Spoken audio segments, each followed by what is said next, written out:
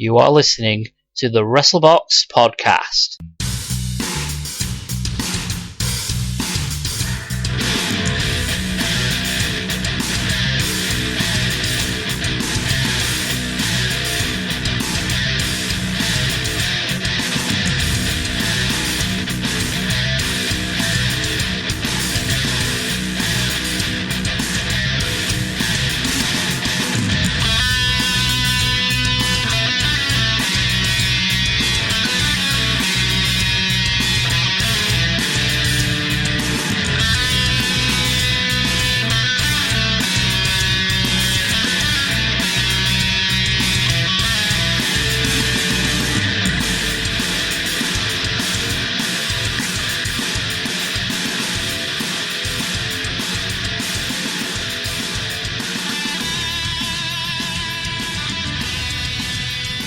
Hi and welcome to the Wrestlebox podcast. I'm your host Paul the Hat Guy Flinders, and today we have Lewis Ogden. Hello. No, actually, I don't want to be introduced as that anymore. Oh. I would rather prefer the aptly title that was sort of the phrase of the podcast last time, that being Captain Shitstain. Okie dokie then. Well, Captain Shitstain himself, Lewis Ogden. Hello.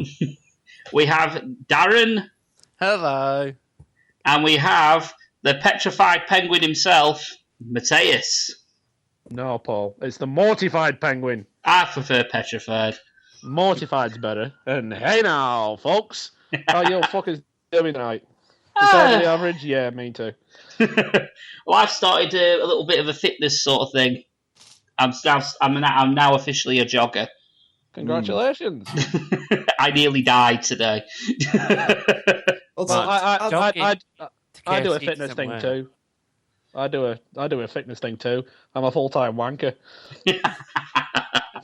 He's got one arm like Popeye. Oh God, yeah, I could lift a fucking boat with this bastard. One arm like Pee Wee Herman. Hell yeah. This is my good hand. Use my strong arm. He's been stroking his spinach with one hand. Yes, my spinach, Paul, yes. Should we get straight into the news on that one? Go ahead. Let's focus about my spinach for another 10 minutes. Yeah, we could do. It's not, yeah, you know. We've all been there. You speak for yourself, you dirty bastard. Don't give the game away. You did that. Very true. Started, man. Aye. You've got nothing for that, have you? Come on, go on to the news then. We'll go on to the news. We'll get on with that. You guys suck. I heard Paul does. Oh, someone had to say it. Yeah, And surprisingly, it was Darren. Very true. No, the way I heard it was Darren that was sucking Paul. While Phil jerked off and said, "Oh, what a lovely tea party afterwards." Wait, what happens in Preston stays in Preston. I was very drunk that night. Darren wasn't. He was stone cold sober that night. He took advantage of you. The quiet ones are always the weirdest. Of course, yeah. I heard he tried diddling your pooter, but you won't let him in. I just remember remember you saying, "Take your glasses off, Dazz, and swallow it, or it's going in your eye." Not that there's anything wrong with that, you know. I'm stating, not hating. Yeah. Well, we'll go on to the news. What a segue. I went down like a balloon, guys. Come on, let's go. There's not actually that much happened this week. Oh God, is that the show over then? Right, good night, everybody. No. Well, Emma over the weekend ended up suffering an injury. The curse of the injury's still around WWE at the minute, where she suffered a back injury and she's out for an indefinite amount of time. Well, is it any fucking wonder that there's an injury bug going around when you have to work 7,000 days a year? Well, this is it. I mean, it's unbelievable. They say the main roster people who are on the full time, obviously wrestling full time, doing all the house shows. It must be wrestling at least 4 or 5 times a week. Easy. Is it any fucking wonder? And some of these people are in the mid-30s going into 40s, constantly throwing themselves stone on their head on the ground all the time. It's no fucking wonder people are getting hurt. Well, What do they expect? Can you imagine if you were taking back bumps, 20, 30 times a day, 5 days a week, all year? Of course, your whole body would be fucked up. Well, that's what I said. I said the same thing about The Undertaker. Because I used to talk to my sister about it, and she's like, well, why is his knees fucked? I said, well, you jump on your knees every night for 20 years and tell me that your knees don't hurt. This is it. And not only that, he's got a big frame as well. There's a lot of weight going through his knees every time he does it. Plus the weight of the guy he's doing the manoeuvre to. Yeah, you do that every night for 20 years and tell me that your knees don't hurt. Well, this is it. The answer to it is obviously give them lighter schedules, but the problem with that is either you haven't got the depth of the roster, which should be ridiculous because the roster's the biggest it's ever been. And yet they still say there's no depth in it. This is it. This is so what are you supposed to do? They don't push anybody. Well, this is it. They don't have any faith in any of the guys that are hiring. Yeah. Well, they don't. Of course push, they do. They don't push anybody, so nobody's meaningful. So that means nobody gets over. What are you talking about? They push Roman Reigns, haven't they? The only person they've pushed. Oh wow! One person. The Usos. So yeah, it's like that. It's like that, isn't it? Sorry, Dazz. I'll just say this one bit and then I'll finish. But it's you've got 200. It's like we've got 200 people on the roster, and only 5 of them matter, and 4 of them are injured. Great business, that, isn't it? Speaking of the injured guys, they're supposed to be coming back either this end of this month or next month, aren't they? Randy Orton, John Cena, obviously we know is coming back in a couple of weeks' time. Bray Wyatt. John Cena's May 30th for Raw. Also, a little bit of an update on the injury of Luke Gallows. Apparently, he's not going to be available until October, which fucking sucks. Fucking hell. I actually not heard about Luke Gallows being injured. I didn't, but that's fucking hilarious. Oh, but do you know, it's nothing confirmed, but before Emma got injured, you know this little rivalry that she was having with Becky Lynch, and then they brought Dana Brooke in last week, and now obviously she's injured.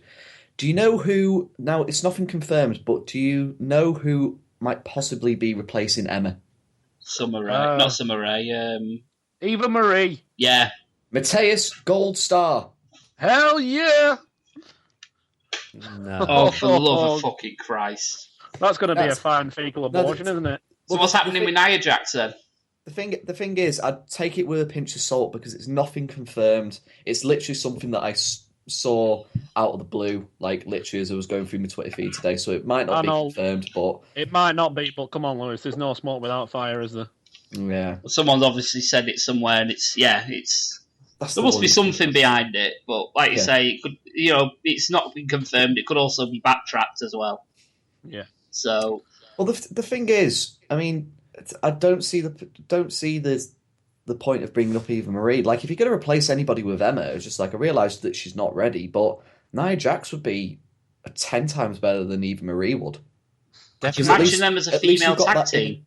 At least you got like that intimidating force of, and you could potentially get Becky over. I mean, I realise we're getting into sort of like a bit far ahead of ourselves with the Raw review, but I can't see Becky being a babyface for quite much longer. No. She her position, like push wise, I know she's not exactly been de-pushed. She's not exactly looked weak. Well, she's not exactly done anything either because she's just been cannon fodder. Yeah, they've had time and time and time again where people have been cheering for her, and but there's this thing about Sasha Banks and Sasha Banks. It's like, yeah, we know Sasha Banks is good, but personally, I think at the moment Becky Lynch is better. I mean, hell, at least Becky Lynch is on TV. This is true. Well, the thing is with Sasha is that they're keeping her off TV for the moment because they know they haven't got anything like storyline worthy ready for it until the build up for SummerSlam. What a shit excuse that is. What a shit excuse.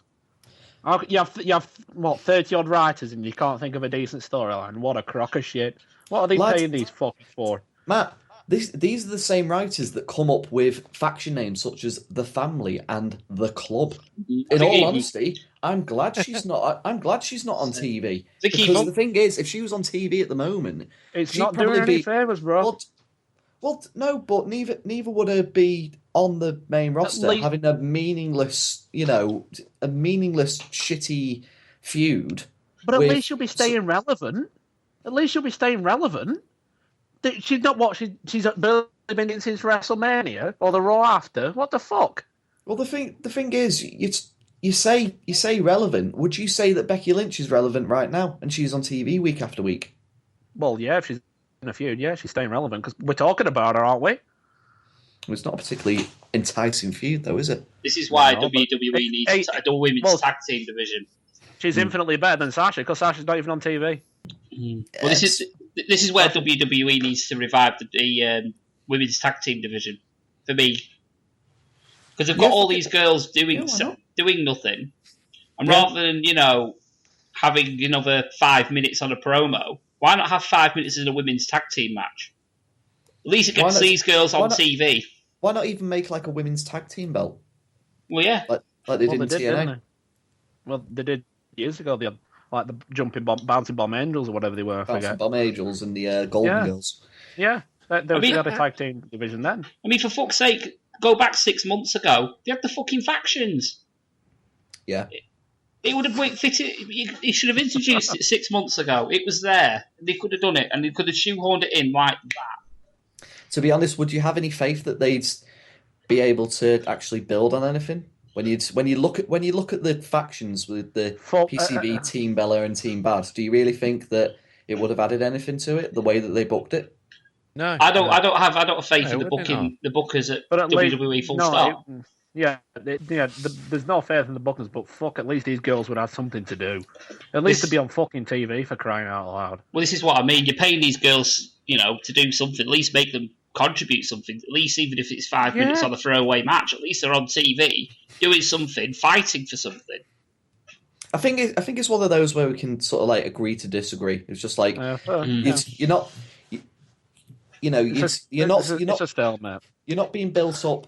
You're not being built up well enough if you're on TV, because the writers haven't got a fucking clue. But on the other hand, you haven't really got any relevance if you're not on TV. It's just like a lose-lose situation, exactly. to be honest. This is it. Yeah, I can agree with that to an extent. Yeah, sure. Let's be fair and reasonable here, guys. Yeah. Bringing it back to Emma, apparently she's also, as of a couple of days ago or yesterday, I don't know exactly, but she's had successful surgery on her back, and she's back resting at home. Yeah, it was a crushed. I think it was a crushed disc in her lower back. I think it was. Jesus Christ! So what? That's going to take some time to recover.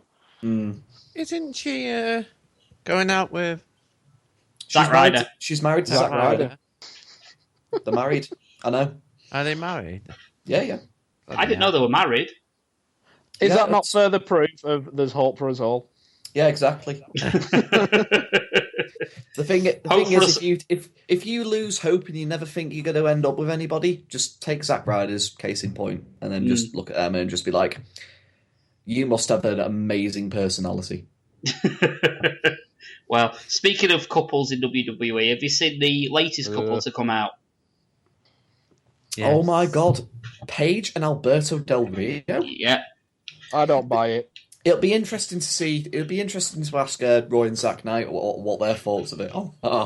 He's technically just about old enough to be her dad. Just. Yeah. Look at her parents. Look at her parents. Yeah. I mean, how old is she? 24. Yeah, 20. No, 24. Yeah. She's a bit. I think she's like a little bit older than me, so she'll be like closer to 22, 23. Jesus, because Alberto Del Rio, I think, is 38, 39. Yeah. Yikes. Mind you, we've seen worse. I mean, Al Wilson, Toy Wilson's dad, did end up with Dawn Marie in a storyline. Paige is 23. She was born on August 17th, 1992. Ah, thank you very much, Darren. Freshly taken from Paige's shrine in his bedroom there. No, I haven't got a shrine in my bedroom no more. What the fuck's wrong with you? Emma asked me to take it down. What the fuck's wrong with you? Jesus Christ. You call yourself a mum? Oh my God, Darren. Dario is 38 years old, but hey. If as I said, we've seen weirder things. What other news have you got, Paul? Darren. The only other thing that I've managed to write down is about Vince selling $40 million worth of WWE stock. That's probably his pension. Yeah, I was just thinking that's probably just, his pension and his spends for the rest, for the rest of his life, basically. The remainder of his years. Well, gents, I didn't want to tell you this, but I've just bought some stock myself. How much? I'm not allowed to tell you. I'm allowed to tell you I've bought some stock. You bought some stock. WWE. It means stock cubes. Like Oxo stock cube you grind in. Oh, God. Lewis, if you headbutted the thing out, I feel your pain, bro. Or JR's got his barbecue sauce. Has Vince McMahon got Oxo stock cubes? Yeah, is that for Darren? Oxo stock cubes, dude. Oh, meaty, succulent. This one tastes like chicken, goddammit! Succulent, moist breasts. Does he mean he's been looking at Chris Masters again? Oh, Darren or Vince? Both. Oh, fucking hell. Very funny. Have you got anyone else got any news you want to share this week in the world of wrestling? I have, yes. Well, basically, go on then. Anyone see that tweet that Batista sent to about Stephanie McMahon's tweet? I haven't seen that. Yeah, that was glorious, that. Darren, do you want to explain it? Basically, Stephanie McMahon did a tweet, and it was just to say a video of her slapping Roman Reigns, and they're saying, is the slap her finishing maneuver? And Batista's just... Yeah, and she said, oh, who took the best slap ever? And then Batista just fucking shouted all. Yeah, Batista, basically in an amazing Twitter reply, just basically it's basically summed up as, oh, well, the slap's brilliant for you because, it puts everybody else over, doesn't it? I just love that Batista, just like Bret Hart, gives zero fucks. Yep. Fucking glorious. Just so funny. Oh, God. Come back. He's not coming back, is he? He's made a reputation in Hollywood now just off the back of Guardians of the Galaxy, haven't they? Well, that's the thing. He'll draw in mega bucks with the next Guardians of the Galaxy film, and then when they do the crossover with the Avengers, it's he'll be fine. This is it. You could retire on that. Yeah, Carmen never hit him in the career department, did it? He had all these tumultuous affairs while his wife had cancer and something she knew about, and Carmen didn't hit him in the career department either, did it? Well, the thing is with Batista is just his character was a lot better when he just stopped giving a shit. Yes. Well, that was the end of his run, though, wasn't it? That was the thing. But he said, "Fuck this crap." Yeah, but that was the most entertaining that Batista's ever been. Real life Batista, eh? Uh-huh. To be fair, that's that's not saying a lot regarding Batista. Well, no, they always say the best heels have a bit of truth to them. So true that. We got anything else, lads? Nothing really worldwide news related. If you want to move on to PCW stuff, Yeah, that's fine. I've got nothing. So it's been, like I say, it's been a quiet week worldwide when it comes to actual wrestling news, sort of important sort of stuff. You're talking about little niggly things like, I think an NXT guy got released this week, which...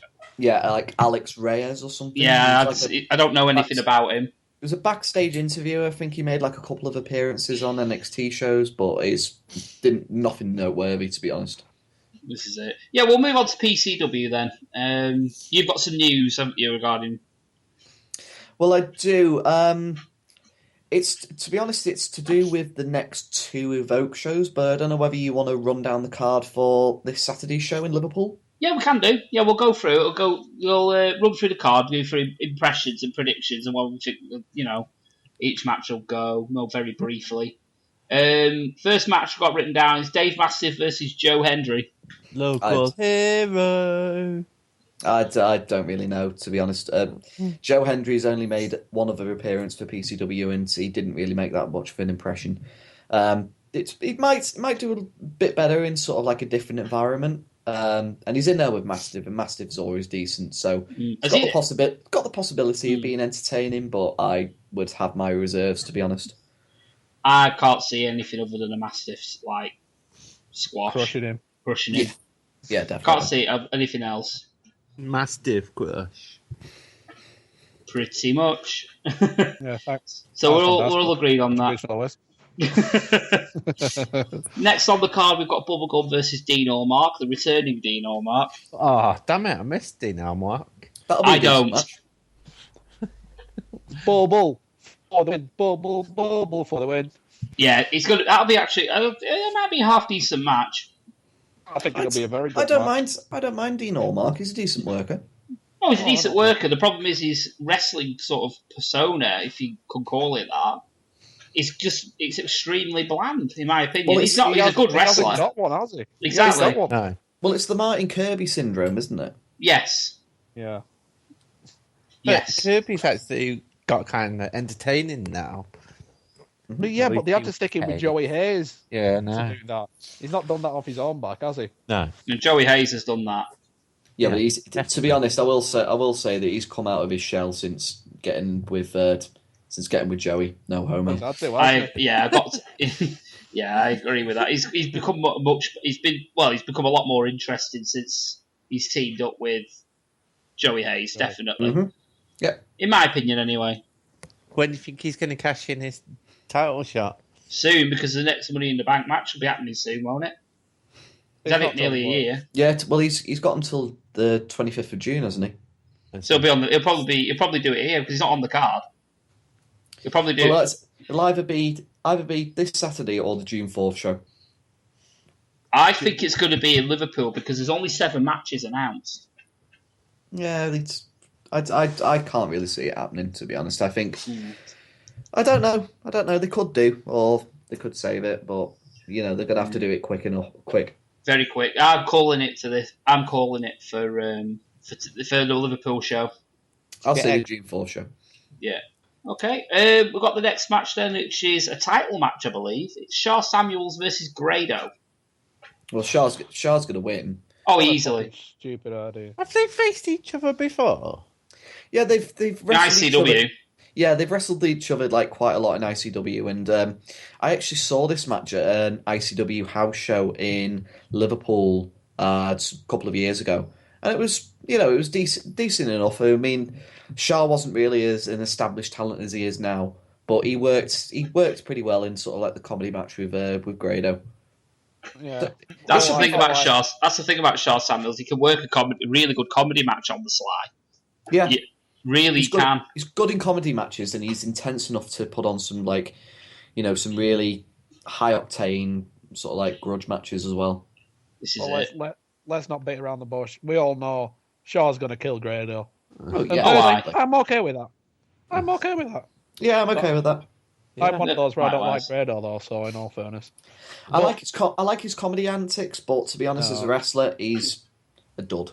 He's the UK Colt Cabana, that's all he is. Oh yeah, he's the Scottish Colt Cabana. Grado, without a doubt. Yeah. Not my cup of tea. Not my cup of tea. That's all. That's just my opinion. But come on, you're not on your own on that PCW, one. He's Shaw Samuels is going to be strong as fuck. He's going to kill Grado. Agreed. We'll go to the. There's going to be anything to laugh about in that one, I'm afraid. Yeah, they're going to be. They're scraping him off the canvas. Yeah, exactly. Yeah. Next match for me should be match of the night. Oh, definitely, 100%. Noam Dar versus John Morrison. Oh, without a doubt.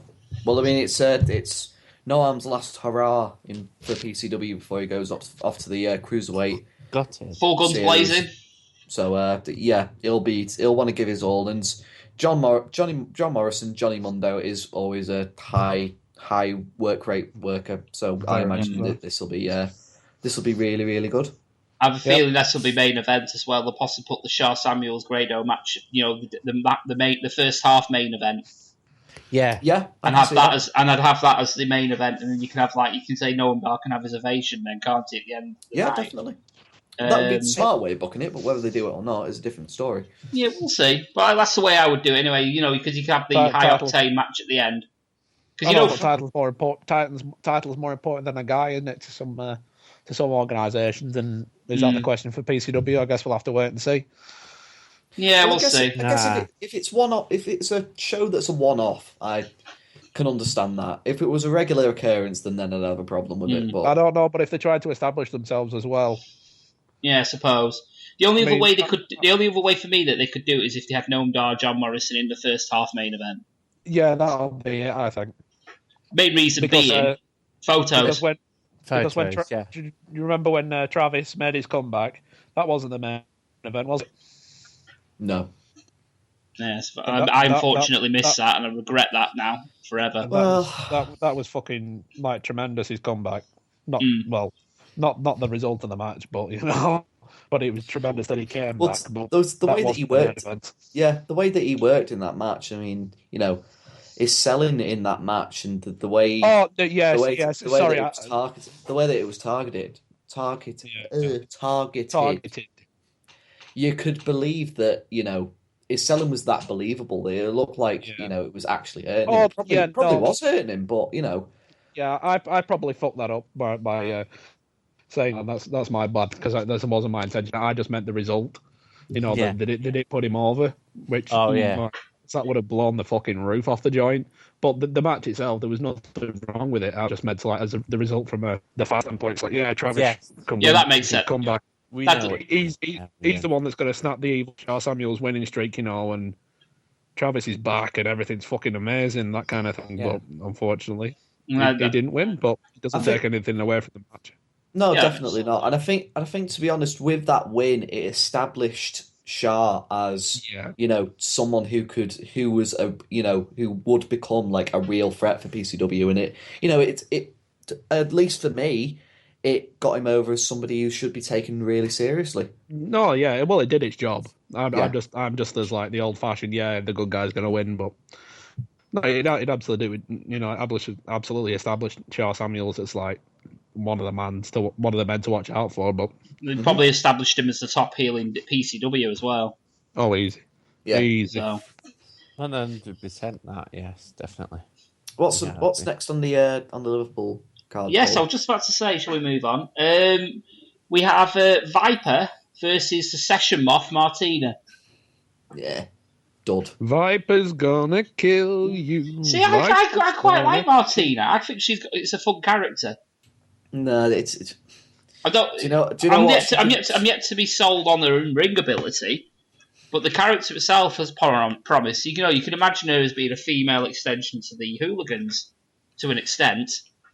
To be honest, seeing her that one time on the show before WrestleMania, just like, it was funny initially, but then it just sort of like, it wore out its welcome with me. I'm willing to give it a bit more time. Yeah, so you're probably better off doing, but, that's just my bitterness shining through. Personally, I think Lauren's more ready to go to the main card. I'd say give it time. Yeah, give it time, definitely. But at this moment in time, I think Lauren has got the more complete package, if you get what I mean. Yeah.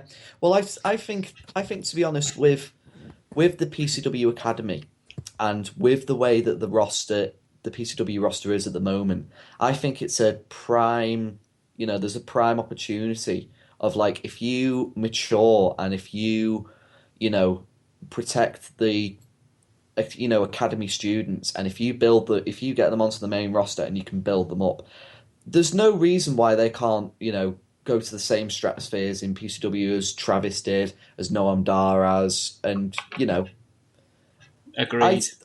That's what I reckon. Sort of Absolutely. like that's what I reckon their business model is, and that's probably the one shining attribute that Flood is looking for with setting up this academy. Is building up the next Chris Travis, building up the next Noam Dar, and I'm all for it. And not only that as well, if you build up enough decent guys and girls, in this place, potentially, obviously we've talked in the past about the business model that Stephen Fludder has, and it's a bloody good one where he's part pure wrestling show, part wrestling convention, in a way. But in a way, if you wanted to, and if he gets enough guys out of the academy that can hold their own, have got a character, have got potential, that's less imports potentially he has to put in to fill the card up with decent local guys, and potentially for Fludder's pockets anyway, it'll be better. It's better for his pockets, but will it affect the draw of the show? This is what I was just thinking as well. Will it affect the draw of the show? Because I think it will. Well, a lot of people do come just for the stars, Exactly. I have no problem with that. No, but especially when there's going to be a surprise entrant into something, and it's like, oh God, yeah. Well, I don't know. This guy's in the UK now. It's going to be him, and more people turn out, and it's some, no disrespect to anyone, but it's just some random UK indie guy. It's just like, oh, okay, and a lot of people don't know who this guy is, and it's just like, all right. All right. Well, there's still 2 more surprises, and it turns out to be no one. I always look back at sort of like those mystery, those mystery opponents of I think it was the 3rd anniversary show, where they had 3 surprises. Oh yeah. First one was Nikki Storm, second one was Shah Samuels, and the third. No. The second one was a tag team, and it was the Hunter brothers. Oh yeah. because I think they fought for the tag team titles, and like Lion Arms made an announcement. It's like, oh, from Tipton, the Hunter brothers, and 3 people went yay, and everyone else would have stood there because it's like, who? Who were these? It's like bad influencer in the country, and you've got. I don't think it was the anniversary show that they debuted on, man. Because I could be wrong then. I swear Team Single were in the Money in the Bank match, but I could be miles off there, but I don't think it was Shah Samuels, because I remember him debuting against Manson at on the Dudley show. No, that was the 3rd anniversary show, mate. Oh, was it? Oh, yeah, because it was the anniversary show first, and then the Dudley show was the one after it. That's right. Yeah, That's right. You're right. I apologise. Yeah, you are absolutely right. Yeah. Sorry, I have to get my facts straight because I'm a bit of a perfectionist. Yeah, but the Dudleys was just getting the ring, wasn't it? Yeah. Well, the thing is that the reason why I bring it up is they had sort of like a business model of we'll announce Ken Anderson, but the mystery guy will be Austin Aries. They're just like, well. Why have Austin Aries as the surprise? Because Austin Aries is a bigger draw than Ken Anderson will ever be. So why not have Austin Aries announced, and then if you want a mystery, have Ken Anderson as the mystery partner. But you'll get more people through the door. More people are more likely to come and see Austin Aries than they are Ken Anderson. I know, but Austin Aries is a bigger star, so they don't want to blow the load over it. Yeah, but they would have sold more tickets for it though. Yeah, more than likely. But they're like, oh well, it's more enticing because it's like, oh, what are you gonna get? You're gonna get a surprise.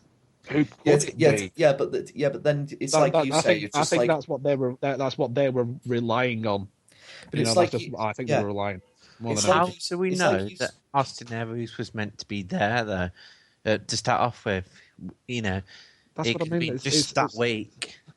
Yeah, it's a bigger surprise. They've gone for the surprise to be the draw rather than the name. But the thing is, Matt, it's like you say, if it's built up that it's going to be some mystery opponent, and it ends up being like this independent guy who's not really well known, is it really going to entice people to want to come back? Well, not if they keep doing it. No. Well, exactly. If because it's only been like a one-off when it's been three mystery opponents, really, hasn't it?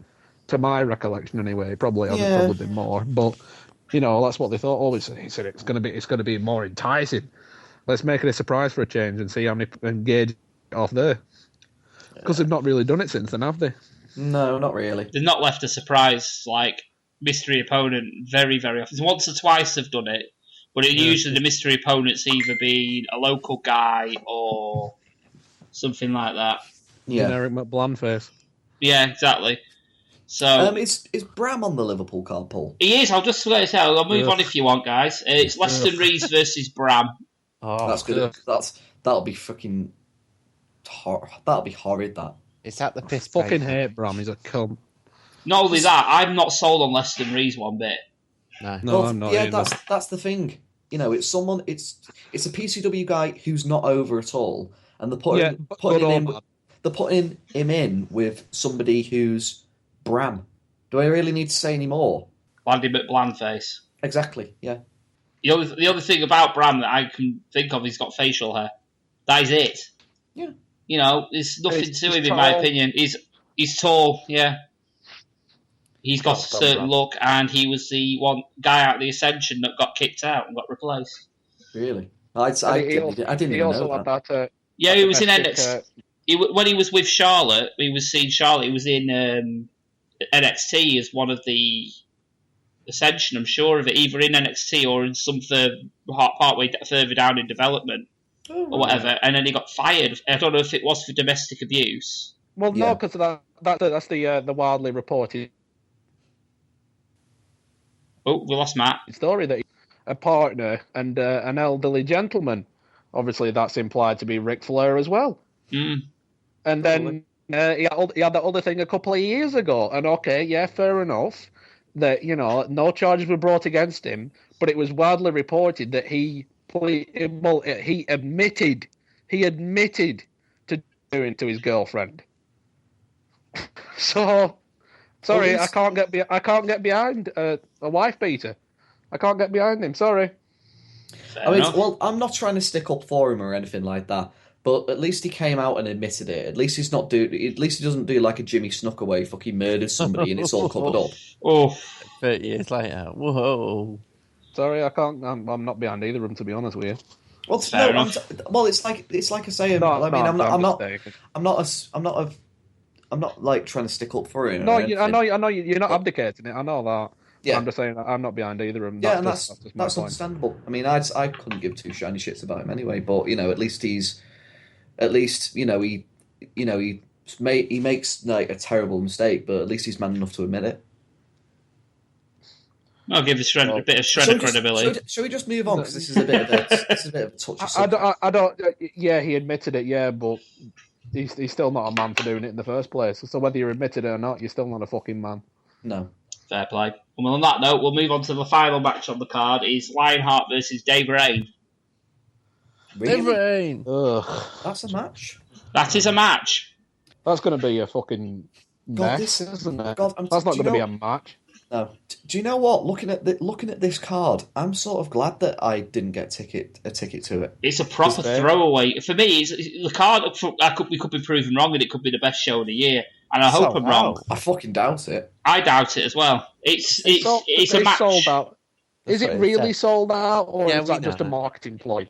Because how many times have we been to? Oh, it's a sold out show, and we've been there, fucking stood in our corner as we always are, and behind us is fucking acres of space. It's selling out soon. Oh yeah, okay. They've probably got like a capacity. You know, they've probably got like a set capacity. I imagine that this is. I imagine that this will be the. Yeah, I imagine this will be the same with this Liverpool nightclub. I mean, it's literally only just down the road from where I'm recording this right now. I mean, I've never been to this.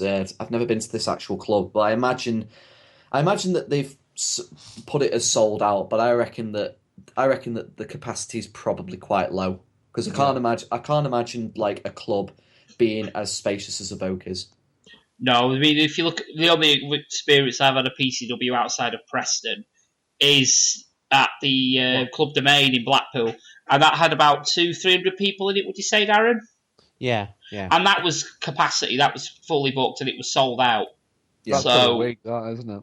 But it's just the size of the venue. There's nothing they could do about it. But they had the fairly decent size. Oh, they would have paid obviously Jeff Jarrett and what have you, and Sanjay Dutt a fair few wedge. Even though they obviously, can't fully stand the fuckers, but yeah, they would have had some wedge behind them to pay for that. So therefore, obviously, the capacity, obviously, of 200-300 must be enough to at least cover costs. Yeah, probably. So, It evokes where their money is. If you go to PCW, to Blackpool, to Liverpool, to Manchester, it's more of an advertising ploy than it is an actual show. Yeah, because how can you be Preston City Wrestling in Manchester? Well, this is it. Personally, I wish Fludder all the best luck in the world because Lord knows he deserves it. But I don't think it'll do that well, to be honest with you. And I honestly hope I'm wrong on that. I really do. I sincerely hope I'm wrong. But I've just got this feeling in my gut that I just don't think it's going to do that well. But I really hope I'm wrong. It probably won't, but it's one of those where you don't know until you've tried. And if you try and you fail, at least you can just go, well, I did it. Yeah. Well, if you don't ask, you don't get there. Yeah, I did it. It wasn't successful, but at least I gave it a go. And you can also say that he's had a promotion that's toured. Yeah. No, I said, I'm not knocking the guy. It's just my personal opinion. And I sincerely hope I'm wrong. Because Lord knows he fucking deserves success. He does. He's done fucking phenomenal. And I wish him all the luck in the world, but like I say, in my humble opinion, which I know ain't worth shit, I just don't think it'll do much. I mean, like I say, he deserves all of it in the world. We, Darren and Simon, our first show was Too Good to Be True, and the amount it's changed from then to now, how big it is now, it's a completely different promotion. Oh, yeah. Well, the workload that he's put in is, it's high phenomenal. praise enough that he deserves the success he knows. And obviously, with me signing up for the training academy in September, hopefully he'll be there. Yeah, we might have a resident. We'll have a resident wrestler on the podcast. Hopefully. Well, it's resident soon to be trainee. Yes. A resident trainee on the card. Yeah. We'll be able to do rundowns of the Academy show proper then. Yeah, probably. So I want to do that eventually, but unfortunately at this moment in time I can't get down to enough shows. Yeah, do that. I'm the same. So, I mean, I had like the week that leads into June 4th. I had that booked off, but then I had it rejected because there's been instances of the work where they haven't been able to get the cover. So I won't be able to make the June 4th show. I'm not going to be making the trip to Blackpool again. So my next show will probably be the anniversary show in August. That's looking the same for us. Paul, this is gonna be aimed at you and Lewis, and I know Dazz will be there. So I'm just gonna go ahead and go fucking boo, fucking boo, fucking boo. Be there. This is Matt's catchphrase. I know Phil is. Because he already told me. I'm just 90% at the moment. I've just got to find out off work if I have the day off, because I've got Saturdays off at the moment, but I don't know. Should we move on to the other PCW shows in Evoke? Go for it. Right, so the June 4th show, what's been announced so far is TNA World Heavyweight Champion Drew Galloway will be there. Yay! Again. Big thumbs up. There's going to be a 10-man gauntlet. I think it was like a 10-man gauntlet match. It is. I thought it would be like an elimination match where everyone's in the ring sort of thing, but obviously there were no details of said match until a few weeks ago. Yeah. Which is a gauntlet match, which in a way, for a British size ring, works better. Yeah, probably. Your British standard 16-footer works better. Yeah, so it's a 10-man gauntlet match, and the winner will get a shot at Charles Samuels and the world title at the June 25th show. Tribute to the troops. Tribute to the Troops show. And, there's other two things that have been announced. Speedball Mike Bailey will take on El Ligero. That'll be a cracking match. I've seen a couple of Mike Bailey's matches from PWG, Pro Wrestling Guerrilla, and he's pretty good, pretty decent high flyer. So him against Ligero should be a really good match. And they're sort of hinting at doing something with Team Single and the London Riots, but nothing key announced. That'll be brutal. That will be brutal. Mm. And speaking of brutal, the anniversary show. I mean, obviously we've got world champion. It would probably be Charles Samuels against Rampage after he won the Road to Glory tournament. And the other match that has been announced is if this doesn't convince you to get a ticket to this show, I don't know what will. But the UK Hooligans, Roy and Zack Knight, will be taking on Michael Dante and Tommy End, the Sumerian Death Squad. They're gonna need barriers for that match. Finally, Tommy End is coming to PCW. Finally. This guy is so fucking good, it's untrue. Matteus, what's the opposite of fucking boo? I don't do positive, so get fucking in. That's the opposite of fucking boo. Fucking get some. How's that? That'll work. That works for us. Yeah. We can do that for matches from now on. It's either a fucking boo or fucking get some. And yeah, the only other PCW news, which is common knowledge now. The November Super Show, 25th and 26th of November, will be the third Super Show of Honor. Woo! So Ring of Honor stars will be coming over for that weekend. Brilliant. Is it only 2 days or is it going to be 3? Yes. It's 25th and 26th at the moment. To be honest with you, the Sunday show was a waste of time last year. No, it wasn't. It wasn't. Last year's wasn't. Last year's was quite entertaining. The first Sunday show was, because that was fucking brutal. Everyone was fucking knackered. Yeah. The 2015 Sunday show was actually very, very good. Where they did which one was the quiet match? That was the year before. That was the first one. Yeah. That was the first one. I enjoyed that but one. Even then, the show was fucking brutal because everyone was just exhausted. I remember the Sunday show now. I got accused of being a racist by Cedric Alexander, if you remember. Richard Hogan. Well, basically, Richard Hogan. Basically, all I did was ask him to do a flip. Yeah, so to be honest, with that first Super Show of Honor, the first Sunday show, it would be, if I was to describe it, it would be the definition of a hangover show. Yes. Oh. Yeah, a hangover from the hangover. On Saturday wasn't that bad. No, but you sort of your traditional Super Show hangover show. Yeah, if you know what I mean. There was more of a comedic aspect than there was like actual wrestling. Serious. But sort of like looking back over that match, with being less knackered, there was a hidden gem in there of Jay Briscoe and Tommaso Ciampa, and they fucking beat the shit out of each other. Yeah, it's pretty good. Lead up to the match that they had at the feud, isn't it? Yeah, I just remember chanting at Red Dragon that someone needs a Red Bull. That was last year. Yeah, that was last year. Get year. Kyle a Red Bull and Kyle sleeping. Wakey, Kyle. Wakey, Kyle. Wakey, Kyle. When he got into the ring, got forearm, turned around, tagged Bobby Fish in. He got the same. He turned around, tagged Kyle, and it happened like half a dozen times. Yeah, that was fantastic. Get Kyle the pillow. For a hangover show, morning show, you got to expect it. Yeah, that was literally a hangover show though for Red Dragon, wasn't it? Yeah, definitely. Especially for Kyle O'Reilly. Poor Kyle. Bring back the dragon. Yes. Definitely. Yeah. Right, any more PCW news?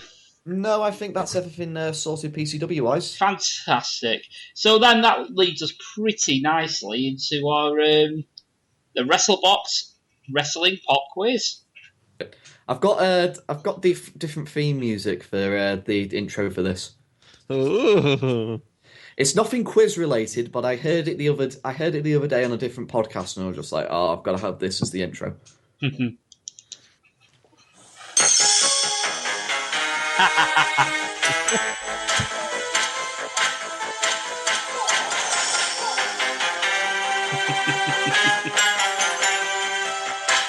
Martin Kirby.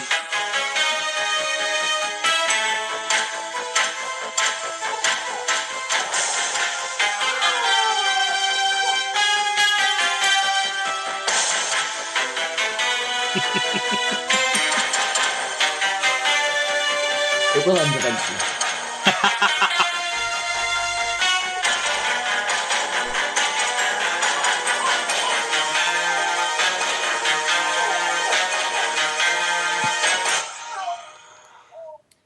Hello, ladies and gentlemen, and welcome to the Wrestlebox Wrestle Pop Quiz. It's the second edition today. I am Captain Shitsane itself, Lewis Ogden. I am here with the answer to Anonymous, Mr. Darren Truby, and and the third guy, as always. He's not a good guy. He's not a bad guy. He's the hat guy, Paul Flinders. Hello. Right, so I've decided to add a little bit more of an incentive for this particular Wrestlebox quiz. I'm going to message Matteus and Alan with the questions, and if they answer, they answer. If they don't, I'll just average scores out. So I've decided to add a little bit more of an incentive for the competitors for this quiz. I've put up a block of we'll call it season 1 of the Wrestlebox Wrestle Pop quiz. So it'll be whenever we record before August 6th. And I've decided that the eventual winner of the quiz, the man who gets the most points in total throughout season 1 of the Wrestlebox quiz, will receive a prize of their choosing from the PCW merch stand whenever. So high stakes. A little bit more of an incentive for you to... I'm a large, by the way, guys. I'm just hoping they've still got the Dave Ray title belt. Damn it! I'll put a limit on us, I'll put a 20 quid limit on it. Paul, you're such a sports Paul. We can add that. Add that going. Right. Oh. Anyway, guys, right, have you got your messenger sorted to message your answers to me? I have Facebook Messenger ready. Darren? Yes, I'll just get you up on there. Come on. Got you. Okay, all sorted? All sorted on my end. Okay, so question number 1 is on... Well, I've decided that I'm going to categorise it. So question 1, like last episode, is going to be on the Attitude Era. Ooh. Now, there was the first ever triple threat steel cage match at WWF Breakdown 98 in September between The Rock, Mankind, and Ken Shamrock. It was a decent little match, actually. If you've got the network, I advise you go out and watch that match because it's a pretty good hidden gem. There was the first use of a regular move, but in double form. What I want to know from you guys is what double move was performed for the first time, and it's a little bit of a clue. It's something that has not really been used that much from said person. Go with this.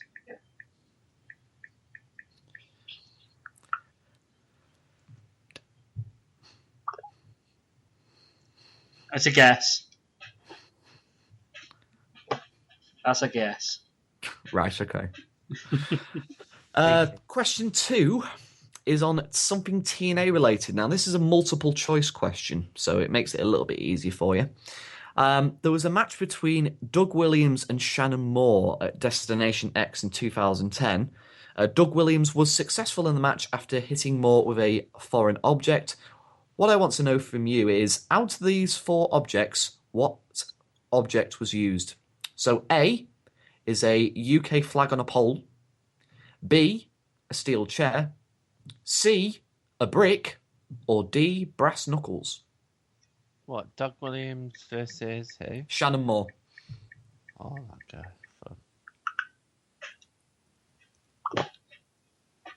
Guess again. Right, okay. So question 3 is on the late Balls Mahoney. Now, he passed away, sadly, earlier this year. Before he turned up in WWE's version of ECW, he actually had a minuscule, and I say minuscule, like literally only lasted like a couple of weeks, in the WWF in 1995 as sort of like the anti-Santa. But what I want to know is, what was the name of his evil Santa gimmick? Oh God.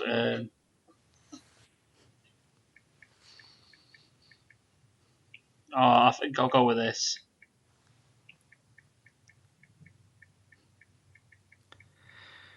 Don't see much activity from you, Darren. What? I don't know how to spell it. Cop at spelling. That's okay. Okay, so question 4. We go back to the land of Preston City Wrestling.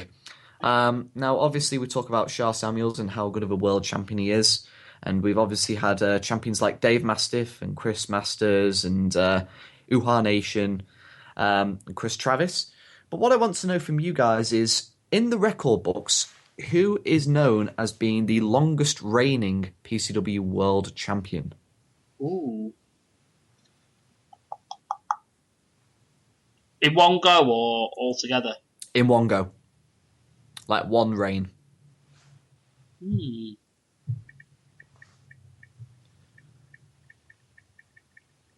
Go with that. Probably wrong. God. I think I'm wrong now. Right, okay. So who I've just put down.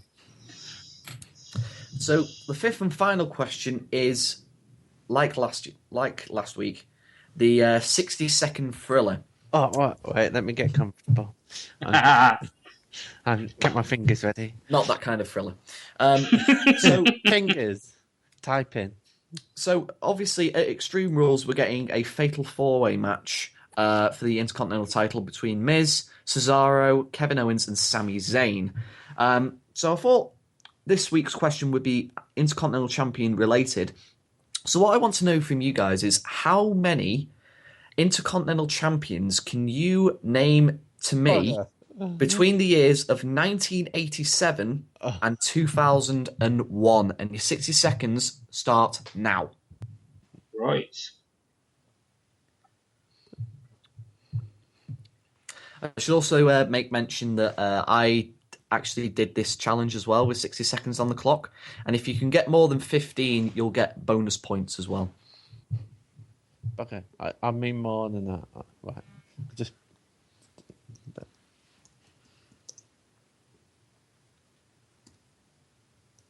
It's tough.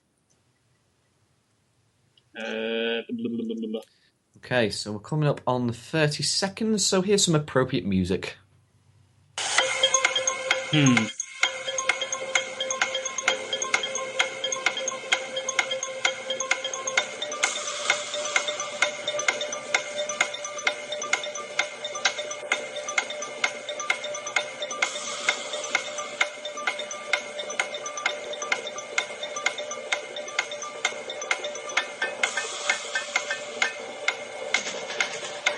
guessing now. Okay, your time is up. Send in your answers now. Okay. Oh, fuck, I know. I missed one out, haven't I? Well, tough shit. Right, if you want to start on the Raw review, Paul, and I'll top the scores up. Well, I was just thinking we'll have a quick break actually first. Yeah, that's fine. So we'll be back after this short message. Hey guys, Cox the Legend here from Lost Art Podcasting, reminding you to check out myself and Gareth's weekly podcast, Lost Art Podcasting. Essentially, it's a podcast where we talk about anything we feel like, including life in general, music, movies, and anything else in between. If you want to send us a topic in, you can do via our Facebook page, Lost Art Podcasting. You can also find us on Twitter and give us a follow at Lost Art Podcast. You can find us on Instagram at Lost Art Podcasting. You can find us on YouTube, which is where we're going to have all our archive episodes. Mainly you can find us on Spreaker and also on iTunes for our latest episodes. If you want to keep up to date, make sure you subscribe, give us a follow, give us a rate, anything like that. 5-star review would really help us out. But for now, it's back to Wrestlebox. Welcome back to the Wrestlebox podcast. Shall we get straight back into our Raw talk? Yep, go ahead. Right, have you both seen Raw this week? Yes. Define saw. As in, actually acknowledged it existed? To an extent, yeah. I watched it. I always watch it. I thought it was pretty average for a go-home show. It wasn't great, it wasn't crap. few talking points. I'm not going to go into too much detail this week, I don't think. Pretty average. Is there anything that stuck out for you this week on Raw? Yeah, even though it was kind of cheesy, Dean Ambrose promo inside the Ambrose Asylum, I really liked. I did. It was. I mean, like a lot of people have been, saying it's just like, oh, it's wacky, and did you hear the freaking discount horror music? It's just like, yeah, but it was intense, Dean Ambrose. It wasn't wacky, trying to get a cheap Mick Foley pop for comedic purposes. Dean Ambrose. Sinister Dean Ambrose. It was sinister, and when he was talking, he actually looked like a psychopath. It was amazing. Well, yeah. He sold it really well, didn't he? Really sold it well. He can sell that for definitely. But how's it going to work? There's obviously no escape. It's a pinfall or submission. It's pinfall and submission, yeah. And you climb the cage to get the weapons, I'm assuming. Yeah. So it's very similar to what would basically be it's the same sort of format as the... Lethal Lockdown. Yes. Hey, don't tell WWE that. They'll be upset. But it's nice to see a new match type for the first time in years. Yeah, it'll probably be decent. It could either go either way. It could either go down the ways of like the whole, the signature match for him, like the Buried Alive match was for the Undertaker, and what have you for Ambrose. Or it could go the same way as the Punjabi Prison match. Yeah, maybe. So hopefully it'll go the former. But like I say, I'm looking forward to it, see what happens in it. Yeah. Definitely. The other thing that stuck out to me this on this Raw was the absolutely awful debut in debut of the Shining Stars. Oh yeah, definitely. Again, you could literally hear the paint dry. Yeah, it was awful. Oh my god. And they had them against two enhancement talents as well. And it was weird to see. I mean, especially nowadays WWE, because like in nowadays WWE, they'd probably be against like, I don't know, Zack Ryder and who else is low on the pecking order, like Bo Dallas or somebody like that. So social outcasts. To actually see enhancement talents, it was a little bit weird, but my god, this died a death. I think that they're not going to be showing themselves outcasts for a while now because of Adam Rose, I think. Well, you still got Bo Dallas and Axel, Curtis Axel. Why should they be punished for other people's? This is nothing that got me thinking. Right about this match. One of the commentators said, "Oh, Kennedy." Like that, and he said it like they used to say it for Anderson, Kennedy, like that. And I was like, he did. Well, it was JBL. Yeah, that was the only bit I can remember about it. And just they come out, they speak on the way to the ring, and it was like the rubbish, and like the ring's their paradise and all. Yeah, they come to the ring smelling fucking flowers, and it's just. Yeah, exactly. Who cares? Yeah, it was Snowfest. It really was. Do you know what else was painful on this fucking review? On this show, I should say. I don't want to talk ill about the review because our review of it's great. But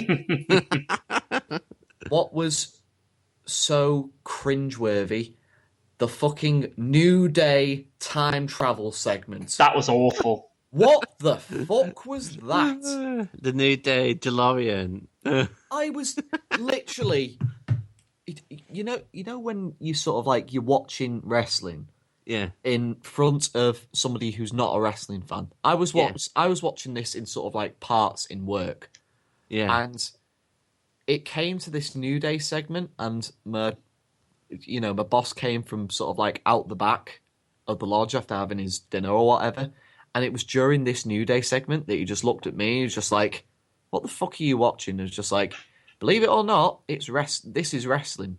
It's like this isn't wrestling down for tea, but this is a part of what I enjoy. This is wrestling trying to be funny." And you know what? when the Vaudevillains came out and attacked the New Day, I cheered the Vaudevillains. Yeah. Just what a fucking stupid segment this was. It was awful. Apart from the fact that Coffee did his old accent, and I thought that was hilarious. I don't give a shit. I could not give two flying fucks. It was fucking atrocious.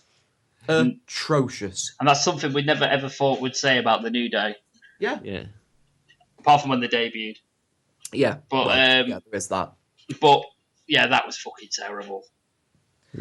I also want to say as well, I want to reiterate my point from last episode of AJ Styles is the default face in his feud with Roman Reigns. He has to be. Yes. Yeah.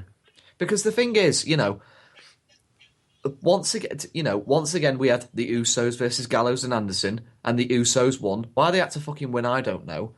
And then they're having another match at the fucking pay-per-view. So this will be like the fucking sixth or seventh time in the space of like 7 weeks or whatever that they faced each other in some form of a match. So, I have zero fucking interest in that. But then, even like the opening promo, like Styles was in the ring with, Roman. Gallows and Anderson came out unannounced. So, they were completely, on their own. Suddenly the Usos rush in, and then as soon as Styles turns around, Reigns hits him with a cheap shot. Dickhead! Yeah, he says and then it's the culmination of fucking, Styles, he's tried to be the better man. If he's had the opportunity of cheap shotting Reigns, he hasn't taken it because he's the bigger man in this feud. Where you can't say the same for Reigns. Because Reigns been cheap shotting Styles all over the place. And it was nice to see the culmination of a month's worth of frustration of, I could have attacked for so many times, but I chose not to because, I'm the bigger man. It's just I've taken enough of your shit, and it's just here's a taste of your own fucking medicine. I mean, it was good to see, but I was a bit wary about Styles because over last weekend, he was pulled from his WWE live shows, and they had to put Jericho in his place because they were doing the family versus the club, but they swapped out Styles for Jericho because he's been having back issues, and I noticed as soon as Styles hit Reigns with the Styles Clash on the chair, he was favouring his back a little bit. I was just careful, mate. This is it. We don't want another one injured out for an indefinite amount of time because they've built the top of the cards thin as it is. So at the minute, yeah, definitely. Yeah, just like I say, probably just like I say, they're doing it to protect him for this Extreme Rules match. Yeah, which potentially could knock fuck out of his back anyway. It could do. So you never like know. I say, it might be something or nothing. Yeah, hopefully. I mean, to be honest, those are my only real highlights from Raw. Oh, no. I tell you what else was a highlight. A match which should have been given time, which should have been an actual match, Zayn and Cesaro, broke down into a brawl. Shane and Steph come out, they make it a tag team match. It would initially be faces versus heels, but Stephanie swaps it around, so Owens and Zayn versus Cesaro and Miz. The interactions between Owens and Zayn was fucking great. Yeah. I enjoyed that match. Just the fact of Owens just going, this is how you do this, and just Zayn's just there on the apron sarcastically clapping. But 5-star, 5 fucking star. It was Get great. Owens in the main event. I love Kevin Owens. Yeah, I absolutely adore him. Yeah, he's fantastic. I mean, I put there was a video on not Facebook, Twitter the other day of when he wrestled on main event one time, got the win, and then he sort of went over to the commentary booth, took the headset off with Byron Saxton, and he was just praising himself. It's just that's why Kevin Owens is the best in the business, and you can all there's nothing that you can say that will put me over any more than what I'm saying right here, right now. And I retweeted it and put it in a comment of just, this is why Kevin Owens should never turn babyface. No, he's a perfect heel. Yeah. But yeah, apart from that, those were my only real highlights from Raw. The rest of it was just quite dull. It wasn't great. It was nothing. Like I say, we had the debut of Dana Brooke, who's basically looks like Beth Phoenix Mark II. Yeah, I wouldn't go that far. Beth Phoenix is a bit taller and sort of like more intimidating, whereas Dana Brooke's got a face of, it looks like she's had multiple plastic surgeries. Oh. She does. She's right. She's right. She does. I think she may struggle without Emma. Well, let's be honest, she's not going to do any better. She won't do any better with Eva Marie than she would Emma. At least with Emma, there is a bit of chemistry there because they were mates on NXT. Yeah. This is it. They've worked together for a while, so they've got the stick down already. Whereas if you bring Eva Marie straight up to the main roster, it's just asking them to fail. Yeah, exactly. Like I say, this doesn't get me right. Okay, Eva Marie is in WrestleMania match. Yeah, but she didn't really do much. She didn't do much. That's fair enough. Yeah. But she didn't get called up or didn't do anything. But she was in the main event of WrestleMania. She goes back to NXT. Well, she wasn't in the main event of WrestleMania. She was on the pre-show. She'll have literally been there to make up the numbers. She'll have basically been what Zack Ryder should have been, just to make up the numbers. Sorry, Paul. I know you're a Zack Ryder fan, but I'm still. That's fine. That's fine. We also, like I say, we had the Golden Truth versus was it Breeze Dango? Breeze Dango. Have you seen that picture of? Fabrice. It should have been called. It'd have been amazing. Yeah, Fabrice. That's like, yes, that's awesome. But I called it on this podcast a couple of weeks ago that you would see Fandango and Tyler Breeze in a tag team. Well, they suit each other. Exactly. I called it. Yeah, exactly. And there was a kind of like a funny moment where Fandango referenced that the Golden Truth were really the Golden Girls. Yeah, that was. I'll give it. I mean, I'm not a big fan of this angle at all, but I quite like that line. Yeah, I agree with that. I say I'm glad that they've put the R-Truth and Goldust together. I think one last run, potentially have a quick pop at the tag belts, not get them. I think, to be honest, I think it's better now that they are actually tagging together rather than I use the metaphor of like Ross and Rachel from Friends of the will they, won't they? Yeah. And just like that for weeks and weeks on end. It didn't have any interest with me, but now that they have got the actual, now they have actually got the team together, maybe it'll progress somewhere. Maybe it'll be something that I'll get invested in, but at the moment, I'm not really that bothered. This is it. It's something that's not pay-per-view worthy at this moment in time. It's just something to fill time on Raw. And it's doing that job. Yeah. And hopefully it's a slow burn for something. Oh, by the way, do you know our boy, the most underused talent in WWE, Apollo Crews? Do you know what he did this week? Superstars again? Superstars jobbed out Victor from the Ascension. Shut up. Yeah. Oh, God. Can Hunter just like step in and just be like, Vince, you obviously haven't got a fucking clue. Give him back to me. I'll take him back to NXT and rebuild him. He's Vince's cream dream, though. Well, I don't care if he's got like a muscular physique. Fucking Baron Corbin's getting built better than fucking Apollo Crews is.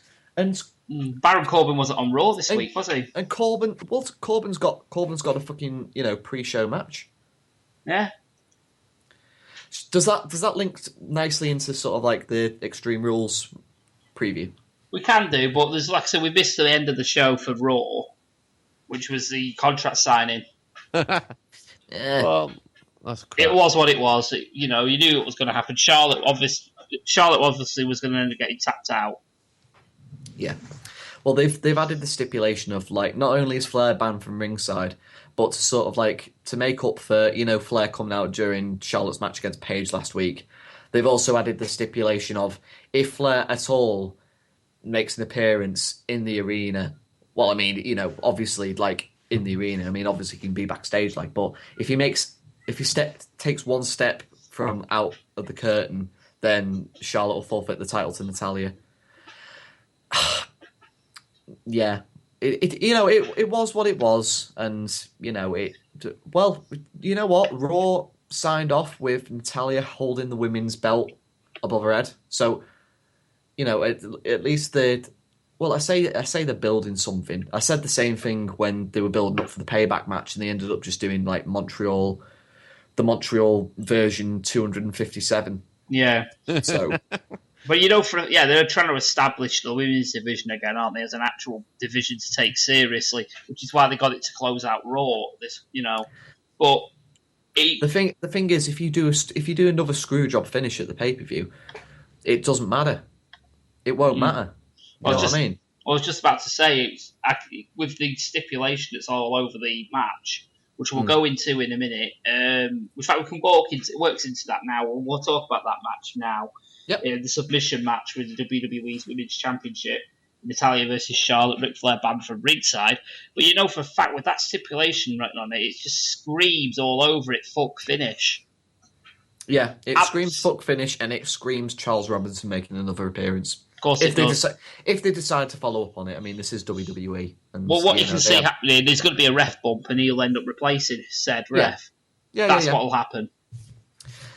Mind you, I'm not sure. It may be one of those where we think it'll be a swerve, but then there'll be another swerve, and Natalya will actually win clean. It's one of those where it's sort of like up in the air, really.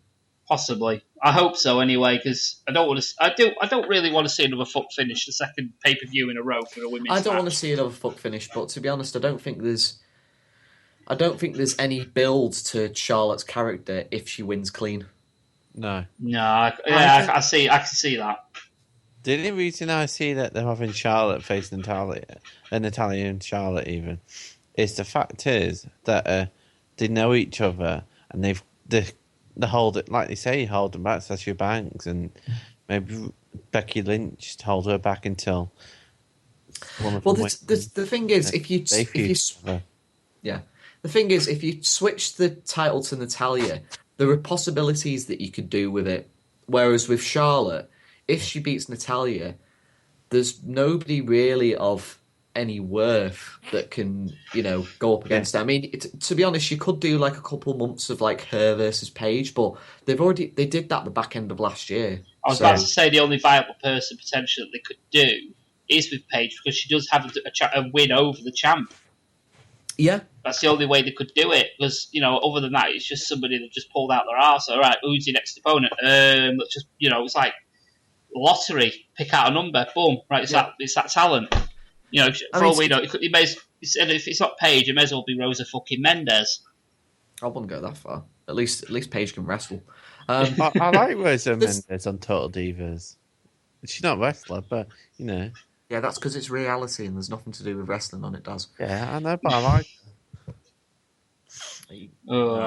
We'll go to another next match, anyway. We'll go to the pre-show match for Extreme Rules. It's Ziggler versus Baron Corbin in a no-DQ match. Could not give a shit. Corbin will probably win. Corbin will go over.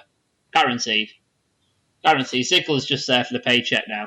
Yeah. Well, the thing is, the Raw after Payback, they had a rematch and Corbin won clean. Why do we need to have this match again? I don't know. Has there been any build really for it?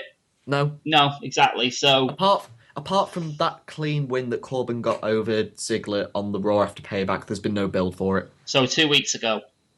Mm-hmm. Exactly. So unless he's on SmackDown, it's filler. Exactly. It's all it is. It's filler. We've got no pre-show match. Boom, we'll put that on there.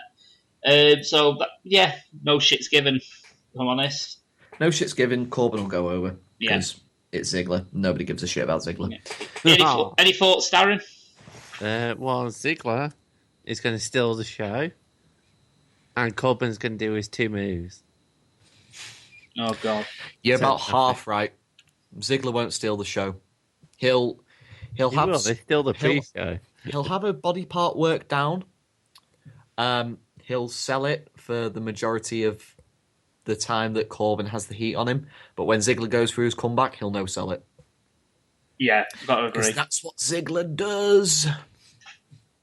Yep. And that's why no one cares. Exactly. And speaking of no caring, and we'll move on. We'll have we talked a little bit about this match before, the Texas Tornado Tag Match. Usos versus Gallows and Anderson. Gallows and Anderson have to go over here. Yeah. What's the fucking point of the Usos going over again? If you think about the way that Gallows and Anderson have been booked since they debuted, they had the one victory over the Usos, which should have been freaking clean cut, just destroy them in 2 minutes. But no, they had to have them work for fucking over 10. And then they've just been fucking jobbed out to Reigns and fucking, the Usos this week. They've been booked so poorly. And they've got to go over the Usos. The Usos are just fucking, I have no time for them. It's like the tag match that they had on Raw, I actually skipped it because I could not be arsed. Yeah, it's like I said, it's the 7th time we've seen the same people in the same, not exactly the same match type, but in the same match together over 6 weeks. It's getting boring. Yeah. It's getting boring. What's the difference between the Tornado tag match and the Texas Tornado tag match? I don't know. Is it in Texas? I'm assuming so. So what's the point? Why? Just to add something, because it's probably one of those in sort of like the territory days where any Tornado match that was held in Texas was probably given the Tornado tag. Was probably given the Texas name just to sort of put their stamp on it. It's just like, this is happening in Texas. So, possibly. Don't know. Yeah. Yeah, well. Yeah, it is what it is. Gallows and Anderson need to go over. If they don't, then what? They're fucked. They're fucked. Yeah. They're fucked. I mean, they've got no credibility. Yep. In that respect, I mean, why would you book them against the New Day? Why would you book them against the Ford Villains? Why would you book them against anyone? Yeah. Because you're not going to think, oh, who's going to win? Well, they've not won a single match against the Usos, so why would they? Yeah. The Usos have been treading water for God knows how long. Exactly. So, yeah, like I said, there'll be no credibility to them if they do lose. And, the build to the match, because they've just been absolutely butt-humped all the way through this past month and beyond. Yep. It screams that they're going to go over anyway. Mm-hmm. Yeah. It's the only way to book it if they want to continue the feud. Well, the thing is, I realise we're getting ahead of ourselves because we've still got one more pre-show match to talk about. But I would assume that Gallows and Anderson go over the Usos. The Vaudevillains beat the New Day for the tag titles. You think? Well, no, hang on 1 second. Enzo Amore is supposed to be coming back very soon. Yeah. So I would guess that they're probably going to do Vaudevillains against Enzo and Cass for the tag titles. Oh, yeah. And you have the New Day feud with Gallows and Anderson. That would work. That would be my logical thinking of it. Because to be honest, after the fucking segment that they had on Raw, it's just like, it's going to take a while for the New Day to get back in my good books. Yes. What would be your angle for New Day versus Gallows and Anderson then? What would be? Well, you could add the incentive of Gallows and Anderson beat the Usos. Okay, it's on the pre-show, but it's technically front of a crowd that have paid to watch a pay-per-view. So you could add the thing of we want to be next in line to wrestle for the tag belts, but the New Day have the New Day make a point of just like, well, we're still entitled to our rematch clause. Yeah. And you could sort of you could work something in there. Mind you, they talk about fucking, rematch clauses. Kevin Owens has had a rematch clause since he lost the title at WrestleMania, and he's still not been given his one-on-one match. This is it. Well, technically they'll write it out now because he's in the four-way. Yep. Which we'll move on to if you want. I think personally, we've still got the US title, Kalisto versus Rusev. Was that on the pre-show? Yeah. All right. I didn't realise it was. As far as I'm aware, it's on the pre-show. I may be wrong. Oh, we can talk about it anyway, just in case. Yeah. Right. But yeah, I know what's going to happen here. This is what's going to happen. Rusev is going to beat Kalisto. Rusev is going to have the title till Memorial Day, and then a certain John Cena will come back, challenge for the title, win the title. US Open Challenge again. Yeah. Yeah. That's smart. That's which is a shame because it's a shame because I think it'll be a decent little match. Because the thing is, as badly as Kalisto's been booked, and as bad of a worker as Ryback is, that pre-show match that they had before Payback, it was actually pretty good. I actually quite liked it, and I can see these two having a similar sort of quality match. And to be honest, it should be even better than the match that Kalisto had against Ryback because Rusev is a superior worker, and Rusev is fucking awesome, even if he has been booked poorly. Again, it's two guys that have been booked poorly. Rusev will win the US title back. Easily, I think he will easily.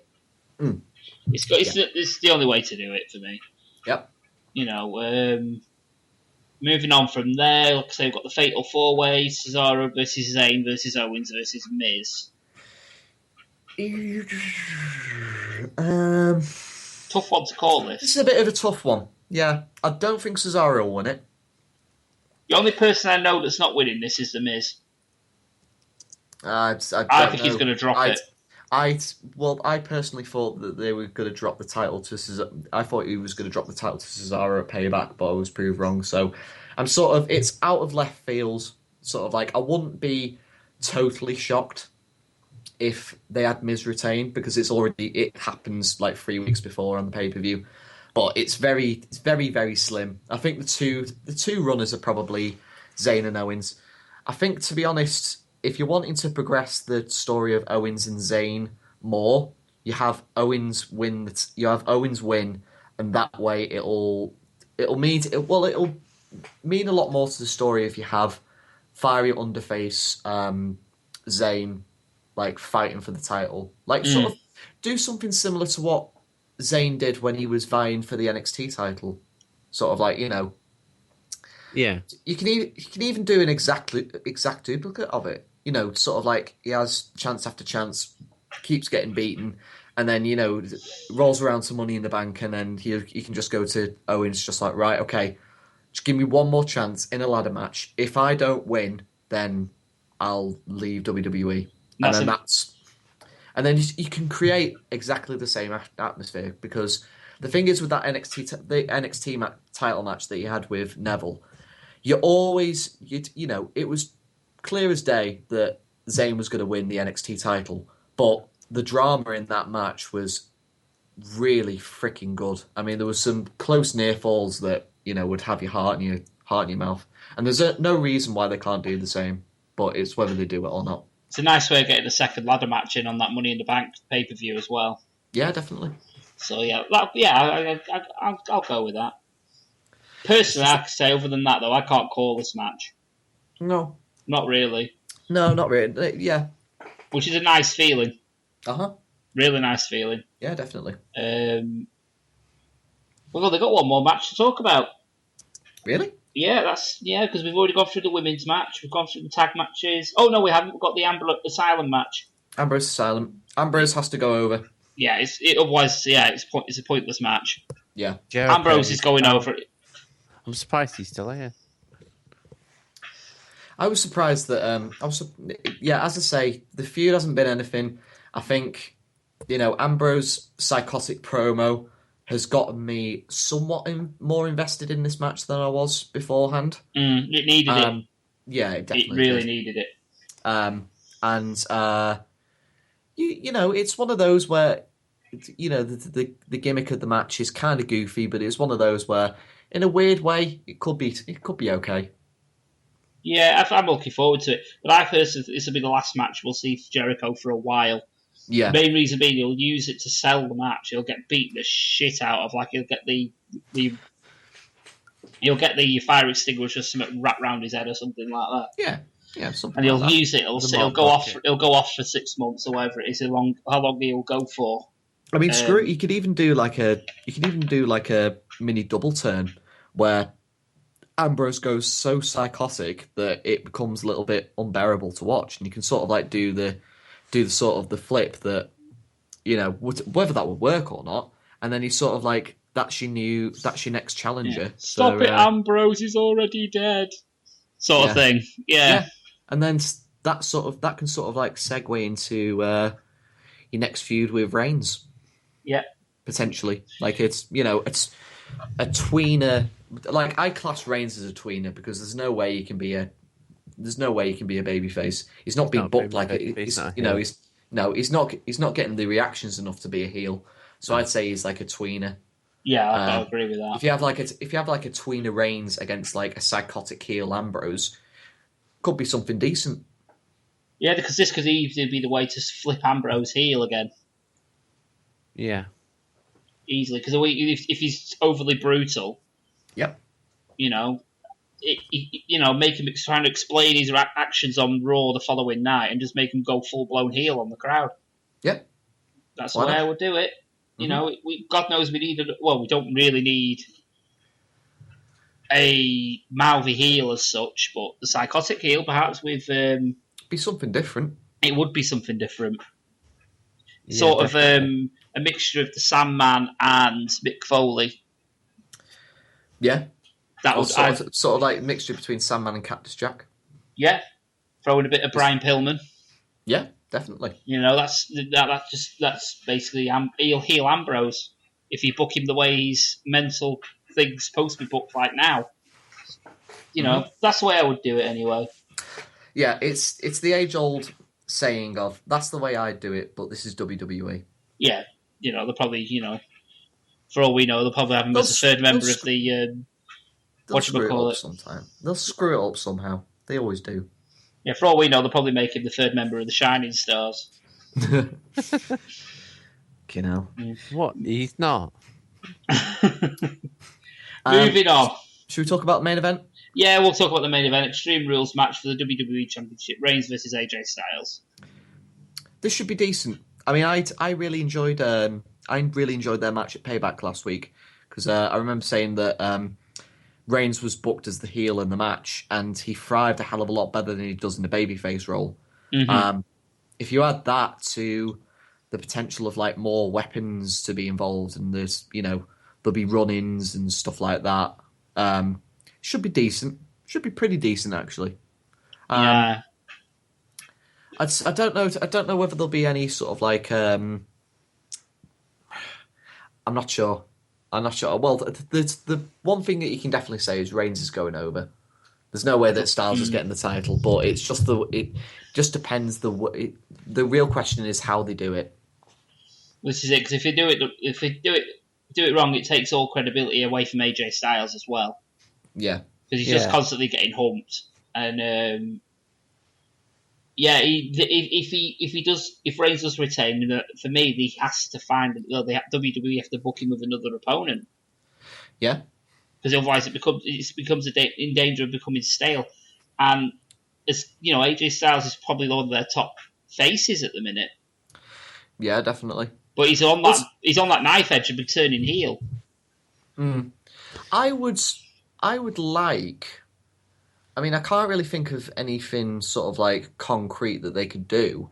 But after Styles is done with this, I would personally like to see a Styles versus Cesaro feud. That would be phenomenal. It would be pardon the pun. The in-ring would be phenomenal. No pun intended, obviously. But to be honest, we can't see Cesaro winning the IC title.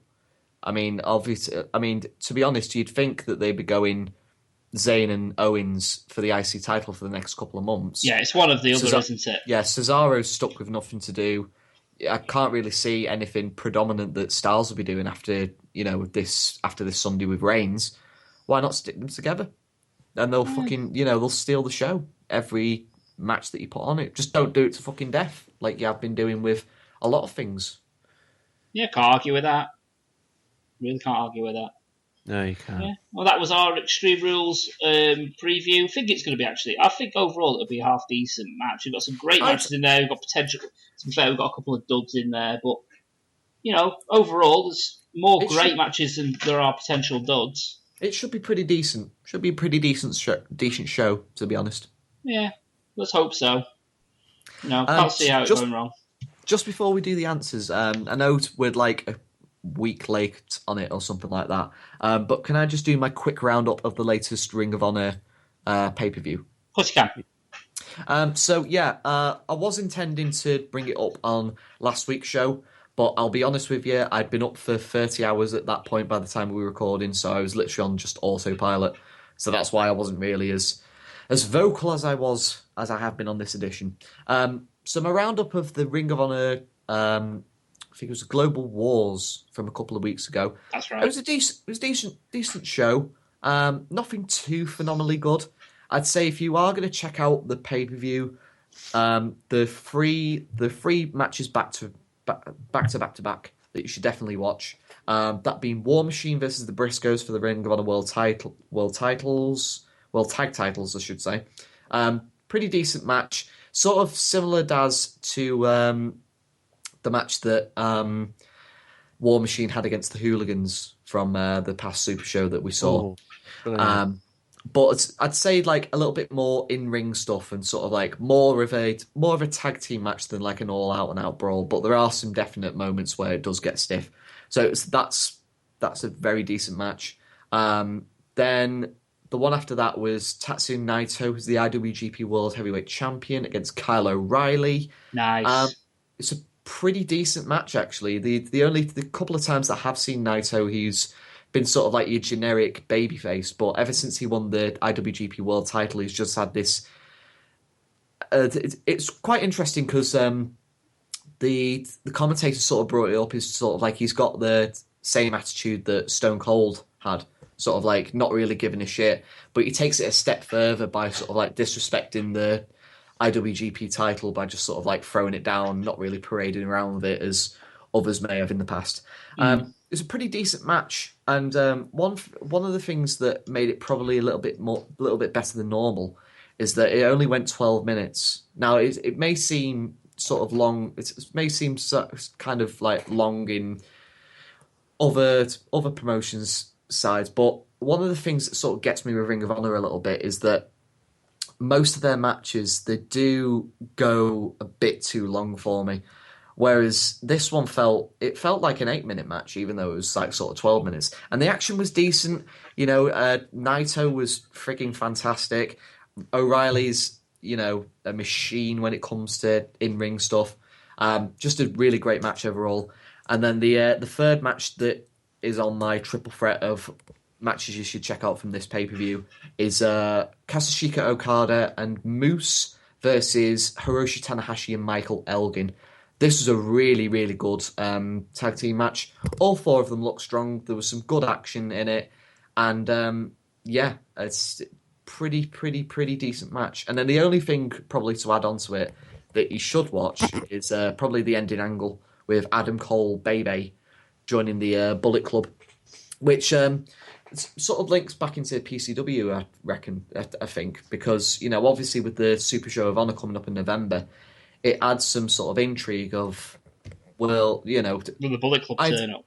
I imagine that, I'm pretty certain that Adam Cole will turn up for the third year in a row, but it's interesting to see if the Young Bucks will finally return to PCW. You never know, hopefully. Yeah. Hopefully, so, yeah. basic round... Well, I know I've sort of like rambled on a little bit, but if you are going to watch... the Ring of Honor pay-per-view, go from War Machine and the Briscoes up to Okada Moose and Hiroshi Tanahashi Elgin, and then just skip forward to the main event angle, which is pretty decent, but they do overload on the super kicks, but the Young Bucks have been doing that for years, so... It's what they do. Yep. It's what they do. Right, so we do the answers to the quiz. I think we should. Right. What I've done is I've basically taken the high scores... the person who got the highest score, and I've just added that onto Matteus and Alan's totals. I'll be honest with you guys. The only right answers that you guys got was on question 5. So I'll just go through the answers. So question 1 was what was the first double move performed during the triple threat steel cage match between The Rock, Mankind, and Ken Shamrock. Did I say that? Yeah. Yeah, it doesn't really matter. So, Paul, you said Styles Clash for some reason. Don't know, I was just thinking random. And Darren, you said the super kick. It was, in fact, a double people's elbow. Yeah. And it's worth mentioning in that match that The Rock was mega over. It was, I said it when I was talking about the question, but if you've not seen that match, go and watch it because it's a really, really decent match. So question 2 was, which foreign object was used for Doug Williams to pick up a win over Shannon Moore at Destination X in 2010? I gave you choices of a UK flag on a pole, steel chair, a brick, or brass knuckles. Both Paul and Darren, you answered knuckles. It was, in fact, a brick. I nearly put that as well. Yeah. Is it because TNA couldn't afford brass knuckles? Well, it is that, and Vince Russo was booking at the time, so that. Oh, fuck! If I knew it was him, I would have voted Paul. Nah, has to be more stupid with Vince Russo. So question 3 was, what was Balls Mahoney's gimmick in his very, very short stint in the WWF in 1995? Paul, you put son of Captain Shitstain. Which I'm flattered about, actually. Oh, no, actually. Do you know what? Dan actually got it right. I completely zipped over that. Because Darren is right. His gimmick name was Santa Claus. I remember listening on the podcast about Ball Pony. Was it the New Generation Project podcast? It may have been, It may have been, Yeah, because I've been backtracking over sort of like all their old episodes, and it came up the other night, and I was just like, oh, I'll have to include that in the quiz. So question 4 is, who in PCW history, who has been the longest reigning PCW World Champion? And this was over one reign only. Paul, you answered Chris Masters, and Darren, you answered Joey Hayes. The correct answer is actually the first ever PCW World Heavyweight Champion, T-Bone. Do you know, I thought T-Bone, but then I thought, no, he's not been... I don't know how long he was the champ for. See, I thought T-Bone as well, but I thought, hang on, he's had it twice, so... Well, Chris Masters' reign was his longest was probably about 5 months. Hayes was about 7. T-Bone's was closer to 11 months, which is quite surprising. And then the 60-second thriller of question number 5 was, I asked the guys how many Intercontinental Champions could they name between the years 1987 and 2001. Darren, you answered Randy Savage, Ultimate Warrior, Ricky Steamboat, Honky Tonk Man, Rick Rude, Bret Hart, Bulldog, and I did put that. Mr. Perfect. So you're right on all of them. So you got 7 correct answers for that one. Paul, you put William Regal, Shane Douglas, Shawn Michaels, Razor Ramon, Diesel, Triple H, Rock, Billy Gunn. Now you did put Cactus Jack, but I couldn't accept that because Mick Foley's never won the Intercontinental title. So you actually got 8 points from that one. Yeah, but fair enough. Jack has any. So this week, the points tally is a tie because you both got 8 points. Whee! So I will add that to the new standings. So in 4th place still is Alan with 11. 3rd place is Paul with 19. 2nd is Matteus with 20. But still in the lead for the 2nd week in a row with 23 points is Darren. Woo! So you're leading 2-time quiz champion. Yeah. Actually, it was a draw. weekly quiz champion. You've still got a 3-point lead over Matteus, who's the 2nd closest. But still fairly close. So yeah, be sure to look out for it next week on the Wrestlebox podcast for the next edition of the WrestlePop quiz. All right, well, I'll be on next week's show. We'll close out the show anyway now with some random questions. Just reached into the depths of my mind and just grabbed a few random questions out. So, in regards to what we've been talking about and just random stuff. The first one I'm going to put is there any wrestlers, local or more likely in WWE, TNA, ROH, wherever, would you actually, if you see them on your TV or whatever, you're just not interested in whatsoever, you just can't stand them? Bram is one.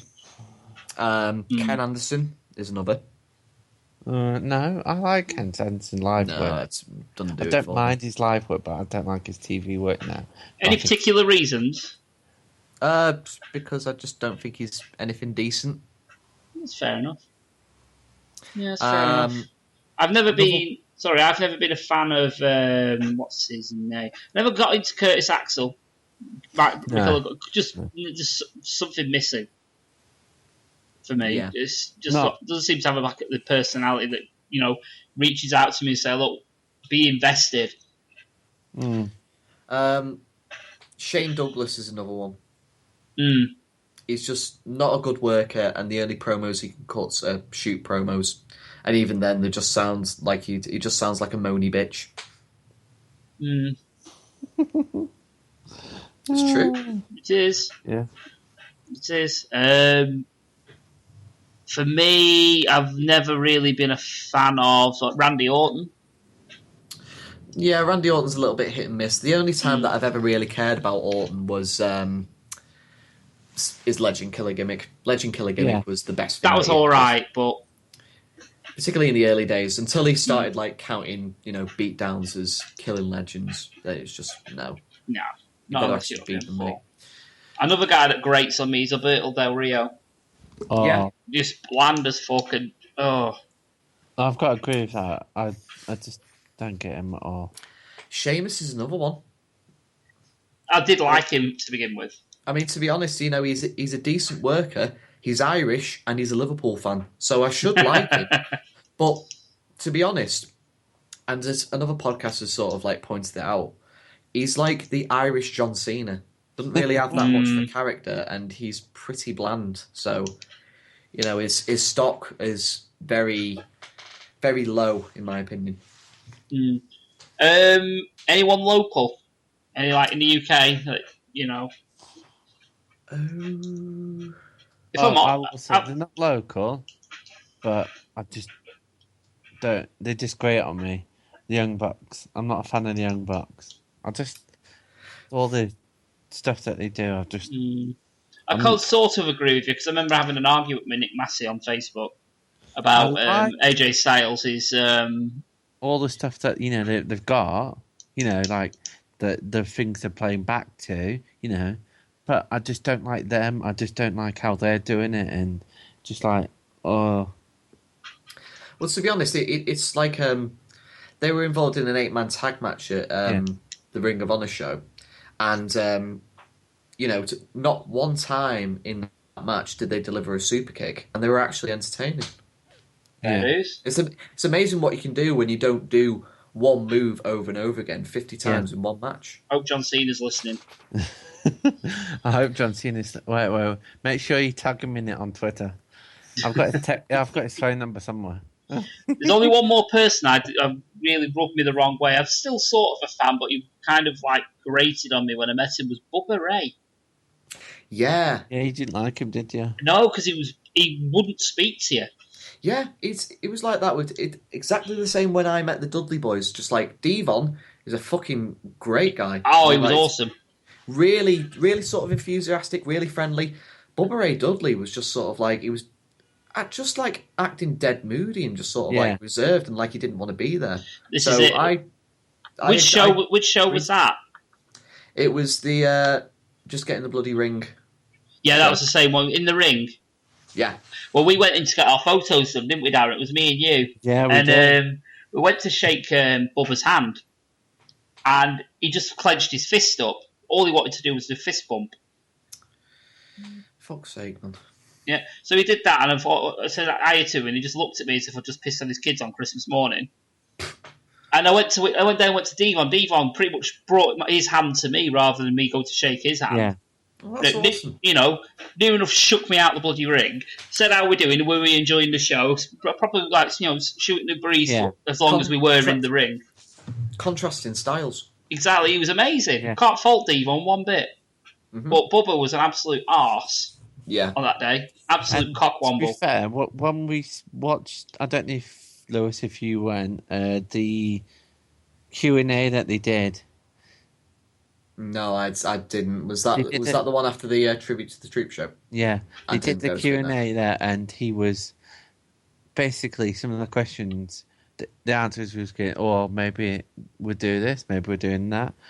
It was not like where Devon was actually giving questions and answers out, and so was Rockstar Spud and all that kind of stuff.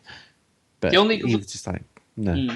Another guy that was awful on Q&A, if I remember correctly, was one of the last ones I went to. Actually, it was a while ago when AJ Styles was at PCW. It was the Road to Glory. Yeah. He did a Q&A, if you remember, Darren. Yeah. And he just kept passing the mic on every time he got asked a question. He basically, didn't say more than about 10 words in the whole hour. That's a shame. AJ. Yeah, he did not know. He didn't know what to say, did he? He didn't say anything. He thought that he didn't want to say. He didn't know what to say. He was sat next to Chris Masters. He was stuffing chicken down his throat. Yeah. He just didn't say anything. One where Masters said more, grunting on his chicken. Yeah. Anyway. Yeah. Next question. Yeah, we'll go on to the next one. Question, and this is quite a good one that came up today on my Facebook feed. Right. Do you think that because you came up with it? No. I didn't come up with this question. Right, okay. Right. We found on Facebook you can change languages to pirate languages. So it comes up everything called piratey on your language. I just want to know, they say, how long is a shot of rum? That was the question I got asked. How long is a shot of rum? Is this the setup for a really cringeworthy joke? No. Just when they was doing time, 2 minutes ago, Darren commented 2 minutes ago, they said it says that was a shot of rum, 2 shots of rum, and we was discussing how long a shot of rum was. What, in time? Yeah, in time. Don't know. It's a really random question, I know, but I was told to ask. It's a random question that's met with dead silence. Yeah, we don't know how to answer that one. I mean, if someone says to me, how long is a shot of rum? I thought, is it the time it takes to drink 1 shot of rum? Boom, gone. That's it, done. I mean, you could ask the same thing of just like, how long's a piece of string? It's just like, well, it depends what length it is. Giggity giggity. Indeed. We'll move on to the next question anyway. Another wrestling related one. Have you started any chants at wrestling? Yes, all the fucking time. I got to answer the same as Lewis. Is there any in particular that you remember starting? I can think of one that I started, and it's something that I made up off my own back. When Uha Nation or Apollo Crews won the PCW World Title, I made the decision to try a chant, and it only worked for the one show, but it got the very tired crowd to sing along to it. I just basically substituted "We Are" for "Ooh-ha" and included it in Queen's "We Are the Champions." I remember that. That was brilliant. Yeah. I remember that. Speaking of, I'm glad that it sort of worked for the crowd, even though they were knackered. But it did work. I am pretty proud of that chant. Yeah, you should be. I remember speaking of Queen, I remember getting the whole crowd singing the whole, pretty much whole of Bohemian Rhapsody while Rhino was in the ring smashing Les Rees around. I unfortunately wasn't there for that show because I was working it, but I got told by a mate of mine who keeps me up to date for PCW action whenever he doesn't go. It was one of the funniest things he's seen in PCW. Well, we started it, and even Rhino was singing it in the ring. Rhino was actually singing. It was a good. It was a good 3-4 minutes. Everyone sang the whole song while the match was on. Then the other corner, it was everyone, front row, second row. I think even the bar was singing it.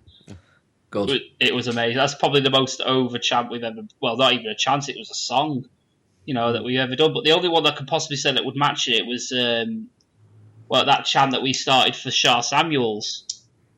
Was I'm not sure if we started it, but I do remember. I'm pretty sure we started it. I'm pretty sure. Which one? We've done it. Fat Cantona. You first. Oh, speaking of Shah Samuels, I don't want to sound like I'm taking being a bit big and edited for it. But do you remember that Super Show where Shah Samuels came out in his red and yellow attire? Oh, Fireman Samuels. Yeah. Fireman Samuels. Look no further, people. Oh, have you started any on your own, Darren? Well, like I say, I remember talking to you that Fat Cantona. I said to Simon, our friend, and I said to him, that he looks like Fat Cantona, a fatter Cantona. What it tends to be in our corner, you tend to find, is Darren and Simon and Phil and yourself, sometimes, and Matteus, are the bullets. Matteus's crowning achievement was the last Super Show of Honour, where Richard Parker mistook Cedric Alexander for Kenny King, and then during the interval, Matteus was just like berating him. Just turned to us all and said, "Thinking about Richard Hogan. What do you think?" He was just like, "Yeah, go ahead." And he was just like, "Right, I'll count us down. 1, 2, 3. Richard Hogan. Richard Hogan." And it took off. It took off for that. It was like my Uha as the champion. It's just like it only properly worked for the one show, but because it was relevant at the time. Comedy gold. Well, you say when it comes to chanting in our corner, which obviously you two are part of. Phil is part of. Simon's part of. Matteus. What you tend to find is Darren, Phil, yourself, sometimes Matteus and Simon are the bullets. Whereas myself, the bullets, myself and sometimes Matt are the gun that them bullets fly out of. Yeah. If you get what I mean, because me and Matteus seem to have the biggest gobs.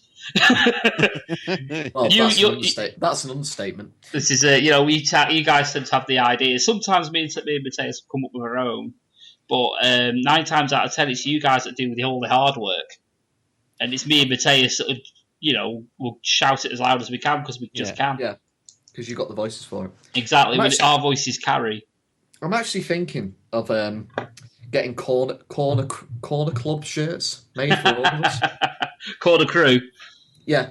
Well, what I'll have to do is I'll have to get a photo.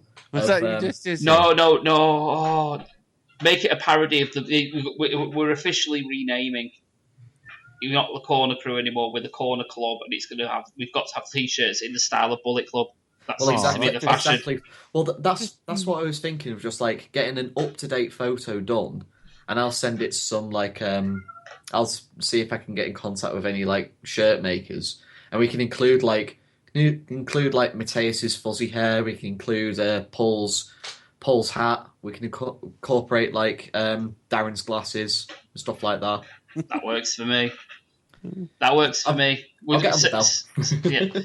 it for the Super Show of Honour, though. Definitely. Yeah. Well, careful, you don't want to get too over. Oh, yeah, we don't want to get too over, do we? No, yeah. God forbid. I know.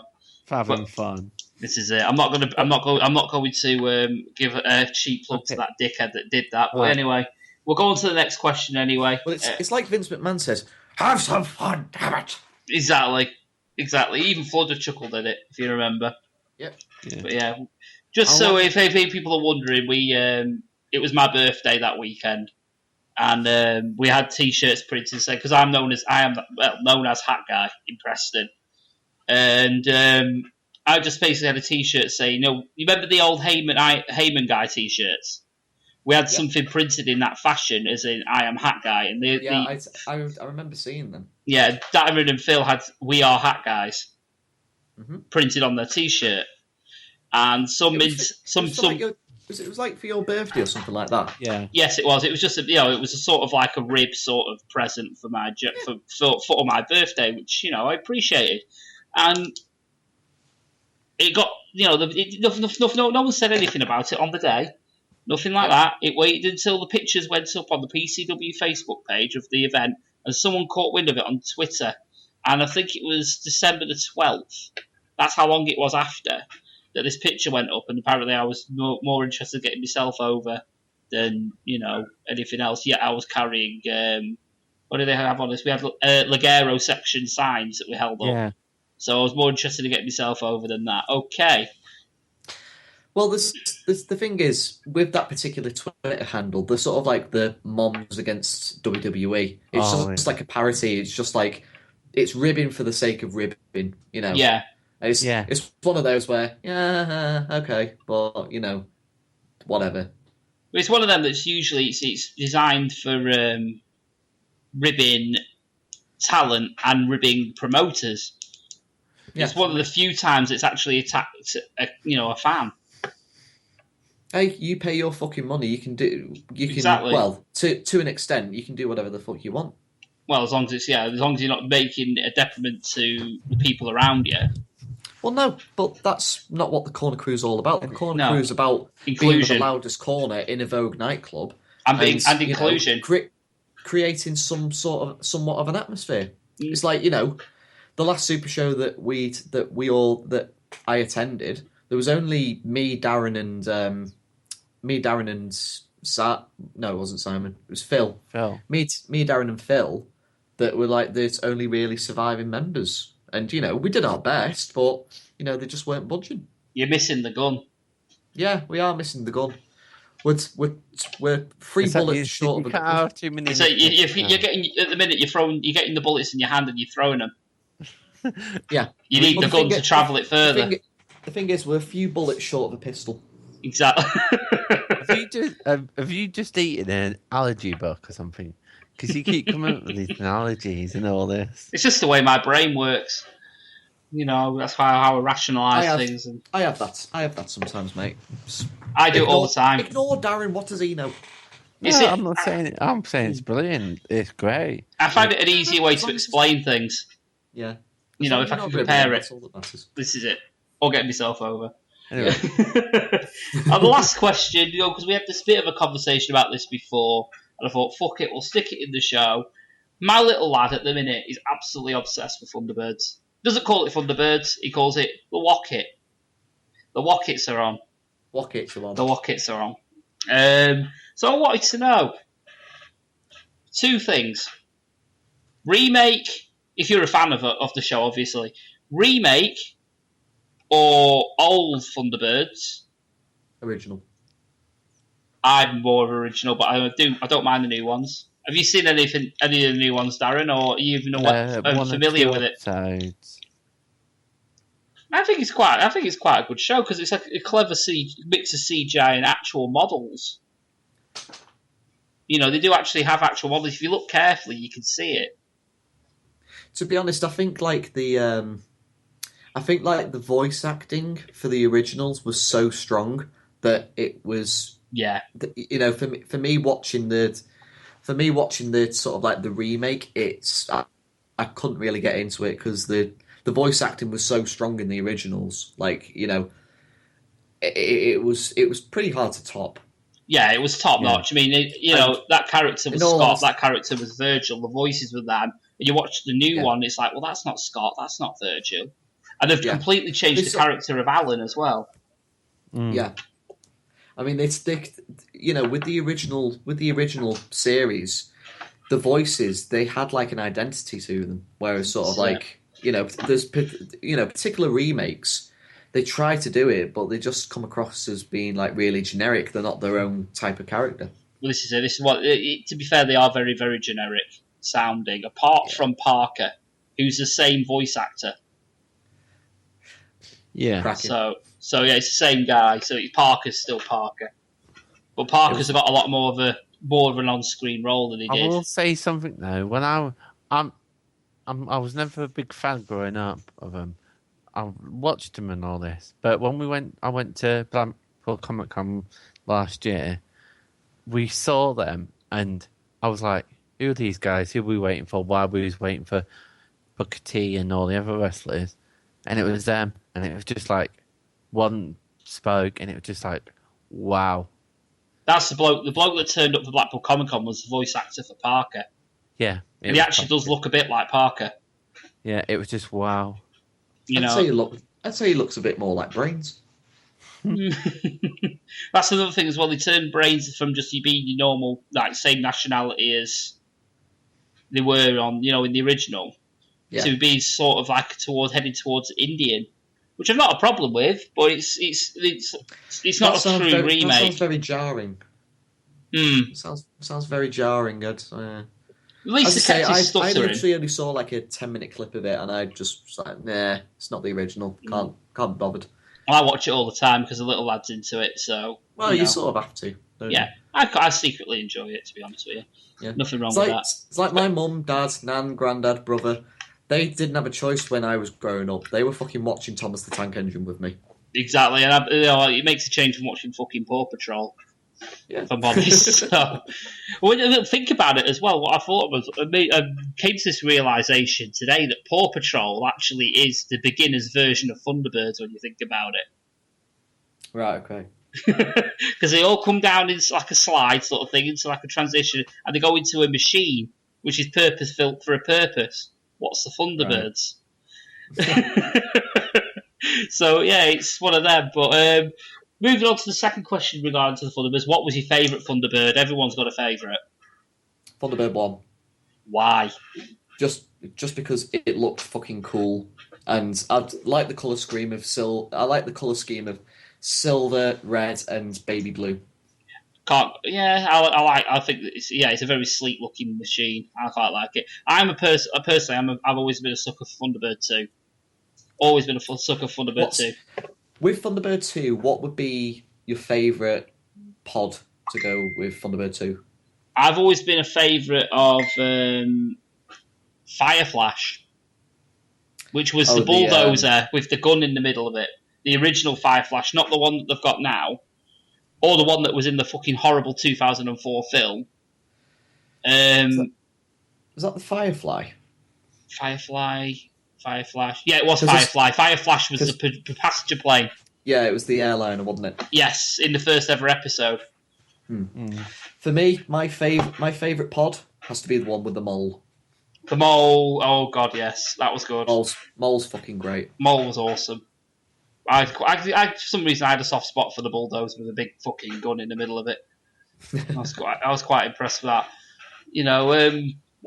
One of my favourite episodes, and it was weirdly enough, I say Thunderbird 2 is my favourite Thunderbird, was the one where he got fucking shot down. Yeah, that was fucking great. My favourite Thunderbird, blow it up! And it was like the third episode. It was like the third ever episode as well. So it was just like, huh? Well, Thunderbird 1's even been shot down. Yeah. In it, so in the middle of the desert, if you remember. Yep. It was one of them. That was a cracking episode as well. Yeah, all the guys in the pyramid and what have you. I remember having a book and reading about it. I think I got it from the library of all places. Yeah. When I was little, when I used to go to places like that. What about you, Darren? Have you got a particular favourite? Well, I'm a fan of it, but I was never a big fan of it. But I always used to like the space station. I just like the fact that it was in space and it was just like that cool like that. That's what I didn't like about the new one, if I'm brutally honest with you, Darren, because they were completely redesigned it. Yeah. Because remember, it was just like a little circle sort of thing in space. It had like a big tube sticking out where Thunderbird 3 used to go dock into it with the nose. Now it just basically just sits alongside it. I didn't like that. It's completely changed. But it's just one of them. Just me being one of them. Yeah. Don't like change. I don't like change. I don't like change. Speaking of change, I think it's time for us to change what we're doing and end the show. Yeah, Can I just say something, guys? I've just been on Facebook, and I totally did not know this until then. Mick Foley's just wished Andre the Giant happy birthday. 70 years old he would be. Yeah, it would have been 70. He would have been 70 years old today. Yeah, God bless his soul. Happy birthday, fella. Happy birthday, Andre. He's such a, especially from my point of view, I remember watching him as a kid, and one of the reasons why I started watching wrestling, it's just, wow, he's such a legend. He is. Yeah, wrestling wouldn't be where it is without guys such as, Andre and, Hulk Hogan and the Ultimate Warrior and Randy Savage. People like it wouldn't be where it is now. All trailblazers. Exactly, Yeah. Anyway, shall we end the show? Yeah. We'll end with some plugs. You can go and obviously you can find our Facebook page at www.facebook.com/Wrestlebox. You can find us on YouTube. Just search for us at Wrestlebox. You can find us on Spreaker. You just search for us again as Wrestlebox. You can also find us about near the bottom of the page for wrestling podcasts. You can find us on Twitter at Wrestlebox. Have you plugged the YouTube channel? I have plugged the YouTube channel. You just be sure to subscribe as well because give us a subscribe. It's weekly. Have you plugged the MySpace channel? The Bebo channel, the other websites that nobody checks. Reddit, Tumblr. Darren, that's just your dating profiles. I'm not. Oh yeah, my dating profile is. We don't want to fucking know about. Don't want to know about your social life. Fuck off. Also, give Mooch TV some love on YouTube. You just search for him on YouTube. He's on our subscribers list on YouTube. I don't know if you have access to that. If you can, you'll find him there. Lost Art Podcast. Yeah, the Lost Art of Podcasting with our good friend Coxie. You'll have heard his advert before. You can find him on Facebook, Spreaker, YouTube, and he's now on iTunes. So just look for Lost Art of Podcasting. You'll find it quite easily. Anything else you guys want to plug? Yeah, you can go and follow my particular podcast, the Dudes with Attitudes video podcast, on Twitter at DWA Podcast, also on Facebook. And be sure to subscribe to us on our Vimeo channel. I'm just in the process of completing our review of Backlash 99. And while I'm over there at the weekend, we're doing a film review, and we've decided to pick Blade Trinity. I had my mate Mark pick whatever it was to review, and he decided on this for God knows what reason. But one of the things the only thing I can think of is that it stars Triple H. Yeah, it's got Triple H in it. So yeah, that's fairly relevant considering wrestling podcasting. So why not? Anything you want to plug, Dazz? Well, I'd just like to say, it's just the Wrestling Mania. Those guys really do enjoy all the stuff that they bring out. TWM and such great guys to speak to as well. So check them out as well. And they're always double check their sources on who is coming out. So you won't get none of this rubbish rumour biz from them. This is true. They're always, like I said, they're always on the ball when it comes to the facts. They don't tend to get rumour. They don't report rumours. They only report facts. So, yeah. But anyway, I think we'll close up on that. I've been Paul, the hat guy, Flinders. I'm Lewis Ogden. Goodbye. And I'm Darren. See you later. And Matteus had to disappear before, but, he sends his best. And we'll see you next time on the Wrestlebox podcast. Thank you for listening. Bye. Bye.